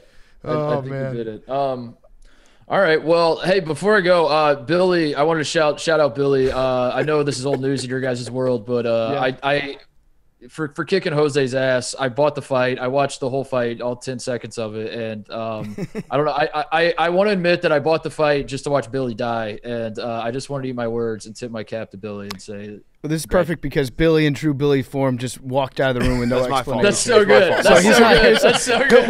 We're gonna cut this part out so he actually doesn't. No, listen to we'll the show leave it. anyways. He won't listen. Yeah, it's leave perfect. it in. He won't listen. He'll have no idea. When Billy gets a genuine compliment, he's not here to receive it. I literally only bought the fight because of Billy. Like I just wanted to see whether he died. I was just like, I'm curious to see if this kid can go at all. And then I love it. It's like his dad turning back to Billy. I never tell you this, but I love you, son. And he's just gone. Man. Incredible. Anyway. All right. Well, thank you, Mark. We appreciate it. Titus and Tate, go listen to it. They go into depth about everything in college basketball. Great time to listen. They do everything, though. So you can listen to it I wanted to plug something else before I go. I'm hosting this 3x3U tournament at the Final Four, and I'm not doing this because I want to plug it just because like I genuinely think it's awesome and it's fun, and I think people should watch it. So you've gone, Dan. You've seen it. It's fun. Yes. All people do is jack threes or try to dunk on each other. And and I'm hosting that again this year, and they I don't know. I wanted to plug that because I think people would enjoy watching that. So there you go. That's coming up in a few weeks. And it's one last time to see your favorite college players. Ethan Happ was in it 2 years ago. Yeah. So it is a good time. Yeah. Anyway, all right, you guys are the best. Thanks for having me. BradStevens.u. Make it happen. Yes. Love you, Titus. Let's wrap up the show. We got FAQs. I misspoke at the beginning. I said guys on chicks. Let's just pretend these are all from girls. Yeah, let's pretend these are all from girls. I also like the idea sometimes when we do something in the show where we say, we're going to do this today, and then we just don't do it. Mm-hmm. And it just I imagine there's just one guy who's listening who's super high and just sits there staring at his phone like, he said guys on chicks, and there's no guys on chicks. Those are the lost tapes. He tries to fast forward through the inning. And actually, studies have shown that if you make a list of stuff to do at the beginning of your day, it's better for your mind, even if you don't do all of them. Mm-hmm. So, yeah, we might say that we're going to do stuff sometime. That's just for our own mental health. Yes. Okay. Hank. Why is Big Cat so bad at gambling? And when is he going to talk himself into Wisconsin making a run only to get crushed? Okay. First, I'll do the second question first. I have talked myself into Wisconsin making a run. I actually did that this morning. Taping this on Tuesday night. I did that this morning. I said to myself, you know what? Roy Williams, he's not a good coach. They're gonna fucking turn the ball over. They're gonna win. They're gonna hit their jump shots. So I've done that. Yeah, I'm bad at gambling. What do you want me to say? Everyone's bad at gambling. You're supposed to do it for entertainment. 1-800-GAMBLER if you have a problem. I don't know. Have you? I'll say this about Big Cat. He's bad at gambling. Yeah. Some people out there like Big Cat really stinks at gambling. And you know what? They're right. But he's responsibly bad at gambling. Yeah, and I never give up. You are the worst responsible gambler that I know. I'm fine with that. Here's the thing. I think it's way worse to be bad at gambling and pretend you're good. That's like a terrible person to be. Then I just tell it how it is. Maybe every once in a while I'll get hot and I'll tell you I'm hot, but we all know where this is going to end up. It's going to be me losing. But guess what? I have fun. I enjoy it. It's my number one hobby in life. I love it. I'll never stop doing it. I fucking love it. That's it. I would say that gambling, telling people your records, it's a lot like height size. So even if a guy can be 6'7", and the program will always say 6'8" or 6'9" on it. If a guy is like, the guys you got to watch out for are the ones who are like 5'8", and then they tell everybody that they're Right. 5'10". It's like, that's a red flag. Now you, on the other hand, you're like, yeah, if I were to extrapolate to height, you're like, I'm 5'8", but in reality you're 5'7". Right. Which is I'm a like great more person. Like 4'11". Yeah. I also, just as a clue to everyone, because I do think people like will sometimes be like, oh, I found this guy who's really hot. The people who are really good at gambling, they don't talk about it. They don't exist out in the open. So just know that when you get into it. If you're tailing my picks, I'm not good, and at least I'm honest about that. Have you considered moving the PMT studio to another location, i.e. Miami, or another spot where the cost of living Every / day. taxes aren't Literally so every day. ridiculously high? I Yes. know there's a lot going on at the main studio in New York City as far as content, but the pandemic has is shown Hank's you guys question. can still Hank push out wrote this content question. regardless. Could be cool to have a secondary Barstool location somewhere warm. Maybe Thanks. in I did not write that maybe question. in Situate, Massachusetts. Yeah, during Hank, you wrote No, that Have question. you Boston. considered moving Texas it in? is cold there. So LA. yeah, the answer is yes. In fact, I was just having this conversation the other Texas would day, be sick. where if we were smart Miami would be sick. at the start of the COVID situation, this year would have been perfect for us to just not be in New York City for like an entire calendar year. But we were like, who knows? Like, we didn't know that we were going to be out of the office until August or September, or however long it was. So yes, I think about it every single day of my life. I also have a child, Yes. so I can't just like get That's up all and move sex, for yeah. the COVID thing. Like, hey, let's just go to Miami and bro out. Would be tough. Yeah, well, you could Skype in to me and Hank. Okay, got it. Yeah. Got it. FAQ, why and how did Big Cat start clapping to begin every show / interview? That was actually rundown. Yeah. Because Hank used to make me clap on the rundown, and then for some reason in my head, it's like Pavlov's dogs, where I can't start taping anything until I clap. And Hank told me, he broke my heart like 3 years ago. He's like, you don't need to do that. But I still do it. Right. Sometimes they'll come out with the slate. If we're filming something, they'll slate it, and then the guy will walk off, and I'll clap, right? And I'll fucking steal his job. Yeah, it was an A-Rod Corp thing. It was like, we do the slate, and then we're good, and then you're like, all right, 3, 2, 1, clap. Yeah, I have to clap. I don't know. Something's wrong with me. Hey guys, hope PFT's foot is all better. What's the worst injury anyone on the show has suffered in the pursuit of content? Ooh, in the pursuit of content. Buckled septum. I think Liam was coming to work when he broke his foot. Yeah. They went over by a Allegedly car. got hit by a car. He ran. I think Liam ran into the car. I don't think the car hit You him. should see the car. Yeah, thing's fucked. Billy almost died in the ring. Thank God he Yeah. survived. It's true. Yep. It's actually really tough when you get a paper cut and you have to blog and you have to type. That's happened to me a few times. I did break a rib at Demolition Derby back in the day. What? Yeah. No, you didn't. Yes, I did. I had a fucking broken rib. What? That's why I'm a rib expert, bro. I don't remember that. I remember that because I had a broken rib. I broke. Might have been very badly bruised. You remember Grit Week, like in California? When you nut tapped me? Yeah, that. No, he that- broke my balls. That was not California. That was Indy. That was Yeah, I outside know. the fountain. This was on the beach. I tried to do the worm on the beach, and I broke my You rib. did Yeah. hurt yourself very badly. I broke. No, I went to the hospital. Yes. They X-rayed me. I actually had a fractured rib trying to do the worm on the beach because I didn't know. Jesus. I had never done the worm before, so I was like, "Fuck, it looks easy. I'll try." I didn't know that you land like on your legs and then you ease your way down to your chest. I just did a swan dive. Yeah. Into the hard sand. I think Yeah. I'm probably the only person that's broke a rib doing yoga. Yeah. Yeah, probably. Sup, fellas. Question for PFT: is your vision fucked up from wearing sunglasses all the time? Yeah, absolutely, 100%. And I can blame everything wrong that I do on my bad vision too. So like, if I suck at Warzone, yeah, my eyes suck because they're shielded from light all the time. But yeah, absolutely. When I take my glasses off after a show is over, I'm pretty much walking around like I'm blind. Do you ever worry that our ears too? Like I've talked to people in the industry, and they're like, yeah, my hearing is shot because I've just had headphones on for.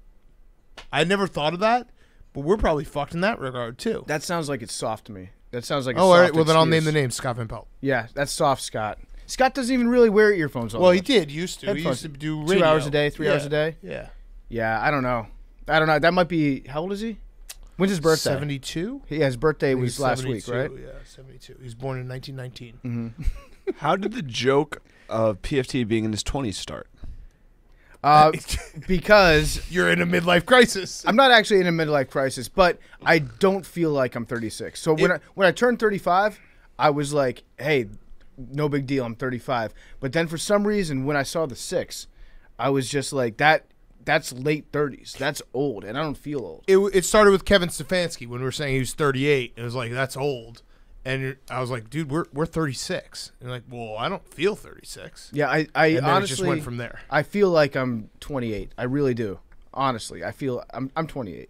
I'm going to let 28. you work through I'm it. 28. When you said that, Bro, beach house a this couple summer. weeks ago when you're like, I can't wait to lose my credit card at a bar again. I'm like, Hell yeah. that's not something you should be doing at 36. LIVIN. Should I'm remember still it. living, baby. Yeah, I'm still do living. it. Listen, you can be big negative all you want. I'm going to be having a beach house. I'm going to be tearing it up. I'm not this being summer. negative. I'm letting you go I'm through not it. putting a shirt on for the entire month of July. I didn't 'Cause say we have a it. I didn't six-pack. You're going to be able to grate cheese on my belly. I didn't say TRT. anything. I was. TRT. I'm taking TRT. I'm cool with you We're going to working be in the yourself through XFL it. next year. When you wanted to wear a cowboy hat, I was like, do it. I didn't say a word after that. No. Wait, I did not say You one. were anti-cowboy hat. And then I said to you, I won't say a word. And I did not say a single word every day when you came in the studio and then put on your cowboy hat Yeah. and then took it off and Yeah. then put it back I on. got tons of I didn't say a compliments about the fucking cowboy word. hat. I did not. I'm going to let you work through Everyone loved whatever the you got to cowboy work hat. through. Who schedules the interviews, and how do you constantly have 3 solid interviews lined up week after week? Shout out Kelly Peggy. and Peggy. Wow, Hank went straight for Peggy. Shout out Kelly and Peggy. Kelly's And going to us, put we out do her some own too. old takes exposed on Hank. Yeah, Peggy, Kelly, great guest booker. It actually is the easiest part of our show, or the part that's gotten easiest over the Well, course yeah, of it the last used to 5 years. suck. Because we used to book every Used to single be guest ourselves. The worst. And then people would be like, why are these guys texting me again? Especially at the start. we still do some. I mean, we still do Probably like some of our- 75-25. Yeah. Can you guys do an episode or at least an extended segment where you all pretend to be / mimic each other?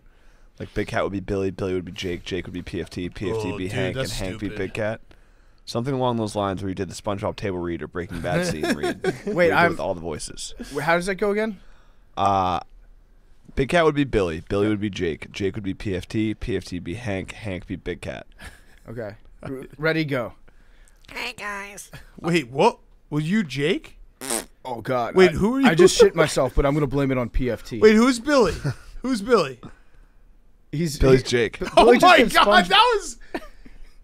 Wow, that was really mean, I don't really Bro. know how to do Jake voice. bro. Like literally, I was in war mode. I suck at video games, and my dog always has a boner. All right, let's go to the next question. Wait, this next This is a question. quick. This is a quick way for us to all hate each This, other. this next question is brought to you by Stool Streams. This is a quick way to hate each Speaking other. of which, you should download the Play Barstool app Yes, right now. do it. Do it. Hey, Big Daddy Cat, PF, Squee, and Honk. Before every game, retired NBA shooting guard Jason Terry this is too much information. He would sleep in his opponent's shorts. Alex Ovechkin of the Washington Capitals said that he reportedly likes to try and have sex before and after every game. Jason John used to try and break hitting slumps by wearing a golden thong to games. What pre or post show rituals do you all have that AWLs may not be aware of? the cookie. We slap each other in the face like Marshall Henderson. We And just then- stand in the hallway and just hit me harder. Right as we finish. So we finish. It varies because sometimes when it's like super late, we won't do it. But we all get together and we just do one quick kiss right in the middle. So it's like a 6-way. It's gotten harder because it's 6 of us now. So it's just a quick mwah, and then we kiss and we say, "See you guys tomorrow." Yep. Later, buddies. We used to play light as a feather, stiff as a board before the show, too. That was fun. Those were the days. Trust falls every day. We go on a 2-week vacation every year together. Don't even joke about it. To Don't even say the V word. what are those? What's the deal with those camps? Like, how come every business in America is like, you know what's going to make my salespeople better? I'm going to have them go take a zip line. I think. Yes. I think it's really they want to give everyone. It's what's the old Rome thing? Feed them. What is it? Bread and circus. It's bread and circus. Bread and circus, Yeah, yeah. they basically are like, we'll them just cake. feed them and throw Let free them eat drinks at cake. their ass. Uh-huh. Have them do a couple games, and they'll be like, "Wow, this job's really sick." Yeah, you know what's a great thing for your PR organization? Is just strap them into a belay for 3 hours. Yeah. Once a year. I got grounded once. My dad made me come to one of his, and all the employees just threw bags of nacho cheese at me. True story. That sounds like Okay, pour on the floor. FAQ, pretty much. Last one, 2-parter. What is PFT's hair routine, and will he ever cut it? And will Big Cat ever have any of the PMT crew babysit Little Cat? They can. Really? Yeah. they Billy? can. Maybe not Billy. What's the order? Power rank. Yeah. PFT one. No, Jake might be one. Damn. Jake actually. You I'm saying- agree. Yeah, I agree. I know. Jake is one. I know Shut up, CPR. Billy. That's fair. Jake is one. PFT's 2. Hank is 3. Now I was thinking about it, but Hank is definitely 3. I know CPR. Then there's a big drop off to Bubba, who still can't stop getting hit by cars. Then there's a huge drop off to Billy. I'm the only one who could save his Billy, life. if he you was would choking. have my son getting fucked by a chicken in like 20 minutes. True or called false? character building. Yeah, right. Yeah. Exactly. What was the other part? My hair What's your care hair routine? And will you ever cut it? I will cut it. I need to. So I've actually fallen into a little bit of a rut here because it used to be when Danny Woodhead wins the Super Bowl, I'll cut the hair. But then Danny is unfortunately, sadly, no longer in the NFL. And I've been searching for the next Danny. Danny said Quentin Nelson, but that didn't really catch on for me because I got I'm not one. a big, I got it. I'm not a big Quentin Nelson guy. I got it. I got it. USA wins the World Cup. Ryan Fitzpatrick starts a playoff game. No, that's Wins a playoff game. No, it starts wins. a playoff No, game. wins. Okay, wins a playoff game. If Ryan He's Fitz- never been to the playoffs. If Ryan Fitzpatrick wins a playoff game, I will cut my hair. How short? Like shoulder. Shaggy? No, you could do shoulder. Shaggy? Or ear. Okay. Yeah, lower than. It would be weird if you went like actual like full cut. Yeah, like Yeah. shoulder. And my hair care routine is like I wash it every couple days. Yeah, shoulder. Yeah, that's about it. I like that. Ryan Fitzpatrick wins a if playoff he wins game. a playoff game Shoulder. for the football team. No, I think you This get it probably forever. his last year. Yeah, but you get it forever. Ryan 'Cause you Fitzpatrick- never say never with Ryan Fitzpatrick. I'll say it with my chest. When Ryan Fitzpatrick wins a playoff game, I will cut my hair. I love it. I love it. Now we're all Ryan Fitzpatrick. Well, actually, no. I We're like all- your long hair though. I don't know. Is that weird to say? No. Willy I like Wonka. your hair, bro. We have a look together yeah, I like as your a hair. group. You're an Antifa, and I look like I'm at Woodstock. And Hank can never shave his beard again. Facts. Is that it? Seahorses are the only God. fish with necks. 99. Eight. Depending on what you think about 27. eels. 27. Fuck. I gotta keep like. I 55 and still alive. I get to 100. I love that without fucking qualification because I do think about eels a lot. All the time. Well, it's like it's the only. I'm never not thinking Like, about where's eels. the body start and the It's neck like how begin? if a dog wore pants. Like if you were to cut off an eel's head on a Yes. guillotine, where would it go? The two things I think about the most in life are Lou Dort and eels. Love you guys. What the fuck? Yep.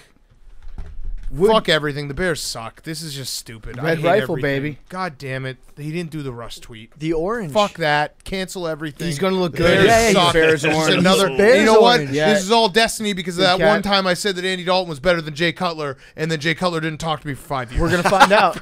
Fuck all this. We're gonna find out. It is gonna pop with that orange. Oh, You're right, Billy. God, dude. Okay, so that actually a little behind the scenes magic. PFT broke the Andy Dalton news to me right as I was standing up, right as we were finishing the show, and I had to run and jump on a phone call. I did the phone call. I didn't leave the office because I got even more mad. So here is the less knee-jerk, more mad reaction. Positive vibes only, though, Big Cat. Start out, say something nice about Andy Dalton. I saved his luggage once. He's not Nick Foles. That is correct. He's I don't think physically he's a different person Actually- than Nick Foles is. Actually, I'm gonna counter. He is Nick Foles. Disagree. Nick Foles. Yeah, Nick Foles we might won be a Super better. Bowl. Nick Foles, actually, Big Cat. This could be a good thing because I don't think they're going to start Nick Foles. They know Nick Foles is not Andy Dalton. Okay. So they're not going to start Nick Foles. They're going to start Okay. Andy Dalton this year. Okay. Now, when is Nick Foles at his very best? As a backup. Boom. But he You was, got- and you- then he was bad. You got Nick Foles, a right, Mario Kart mushroom by getting Andy Dalton on the team. We're in the trust tree, so I'm going to tell you the worst part about this. Everyone listened to the first part of the show where I was like, I hope we don't sign Andy Dalton. The Bears are just like going around. They're the guy sitting with the pizza. I did the analogy, the coward analogy. I did all that. Deep down in the back of my head, I was like, I think the Bears aren't signing Andy Dalton because they got something in the works with Russell Wilson. Wrong. Every time the Bears have the chance to possibly do a franchise-altering move, they find a way not to do it. Every time they figure out there's a chance, and maybe the Russell Wilson was never a real chance. Schefter reported that the Seahawks were like, we're not trading him, so shut up. Deshaun Watson, they're not taking calls. I get all that. The Bears are just destined to never have a quarterback. And on top of all of this, you can say to me that, okay, the plan is not Nick Foles and Andy Dalton to be the starters all year. They're going to draft someone. But Nick Foles and Andy Dalton are just good enough to keep you out of the top 5 of the draft. And you know what? Now that I've even said this, I've worked this through my brain. It doesn't matter if the Bears have a top draft pick because we had a top draft pick and we drafted Mitch Trubisky. Mitchell. I hate it. So just sucks the soul. it sucks all the fun out of it. I don't want to be. It's I don't tough want to be here because this is the one signing that you guys could make that it essentially ruins the next 10 months of your life, and you know that it's going to happen. Like, is there any part of you at all that's like, Andy could do this? I'm excited to see anything Andy Dalton does. Yes. Big part of me. Absolutely. I already tweeted the clip of him firing up the boys in the tunnel. Yeah. I've told myself, hey, Andy Dalton had that year where everything worked perfectly. The problem is the Bears now have 2 guys that are what we always talk about, the everything else has to be perfect guys. Everything else has to be perfect guys for Andy Dalton and Nick Foles to succeed, and not everything's perfect. The offensive line still has problems. And guess what? If you're a defensive player, like, I wouldn't be shocked. If Khalil Mack just retired, I wouldn't like blame him. Yeah. If he was like, really? You're going to have this be my Listen, quarterback? It's tough to have this to look forward to for the future. Stay woke. I think there's a good chance that Russell Wilson never even wanted to leave Seattle. This might have all just been one giant joke on the Bears from the get-go, where Russell Wilson's like, what franchises would you like to go? I mean, we should have known it. He's like, Russ, where do you want to go play? And he's like, I'd like to be the quarterback for the Bears or the Jets. I think he was just fucking with you this entire time. He probably was. And you know what? The worst part about it was I was literally going to become like a Jesus freak for Russell Wilson. I was ready. I was ready to just show up, do this podcast, say lame cliches. You're going to suck down fake water. And everyone would be like, "What? Why did you change?" Like, no, I just love my car. I mean, that's how much it means your to me. summertime attire is not far away from Russ Wilson chic. Yes. The Hawaiian shirts, light colored jeans. I was going to do that. Sneakers, yeah. It's a good look. It's a sick fit. What do you think? And let's just end here because I actually am like, this is going to ruin my night. This is going to ruin my favorite week of the year. Do you think Ryan Pace and Matt Nagy, like, do you think when they sit there, all the lights are off in House Hall, it's just Ryan Pace's office. Matt Nagy's grabbing his suitcase or whatever the fuck he's got, his clipboard. He's walking out after a long, hard day of work, and he stops by Ryan Pace's office, and he sits down, and they rehash, and like, man, we're nailing this. Like, we're crushing this. I think they're talking themselves into it. I think what happened was they reached a point where they're like, I think Russell Wilson's not going to come here. And then they said, you know what? We want guys that want to be here. We want guys that want to be in Chicago.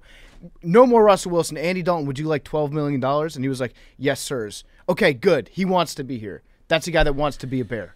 And so they're like, yes, we did a good job because we could have tried to keep pursuing a guy that didn't want to be here, that didn't want to stay on the P word with us. And so, yeah, I think at the end of the day, they did something. They executed a transaction. I don't like that they're making me hate Andy Dalton because Andy Dalton's a nice guy. Like, he's a nice guy, but I have no choice. The Bears have made me hate nice guys. Like, I didn't want to. Like, they do this. They're just so incompetent and so fucking stupid. And they're going to do a press conference tomorrow or the next day and be like, oh, well, you know, we think that Andy gives us a good shot to win. We got a great quarterback competition. Competition breeds, you know, the iron sharpens iron, blah, blah, blah, blah, blah. Competition, blah, blah, blah, blah, blah. Fuck you, Matt Nagy, you bald fuck. So what and Ryan Pace, your hair's not even that good. I actually didn't mean it when I said his hair was good. You don't mean that. I mean it. What if they trade up? Place of heart right now. What if they trade up and they do the same thing they did to Glennon this time around? Would you be like, yeah, that makes sense, good, whatever. Let's just get a high pick quarterback in here. Sure. Yeah. If they got Mac Jones somehow, like, I would be all in. I have a feeling that they think this is the move. Like, this is gonna be. We're gonna go into the season. And maybe we'll catch lightning in a bottle. You know what they are? They're running the Bears the way I gamble. Like, maybe today I'll get hot. Mm-hmm. Guess what? I have never gotten hot. They're saying, hey, maybe today the signing is going to work. It's not. It's just not. it's tough because they got like Diet Kirk Cousins to come in. They're looking at the Vikings and they're like, you know what? If we can go with their model and get a Kirk Cousins type guy in here, then maybe we can make the playoffs occasionally. They honestly should trade for Kirk Cousins. They should trade for Kirk Cousins. They should trade for Alex Smith. Collect them all. Mm-hmm. Just collect them all. Just get all the quarterbacks that we know can't do anything like of substance, but are good enough to just look the part a few weeks of the year. Yep, get them in That's there. Get all the guys that we remember that are on like the end of their trajectories. Get Blaine Gabbert in there, Ryan Mallett, all our old friends, damn it. Brandon Whedon.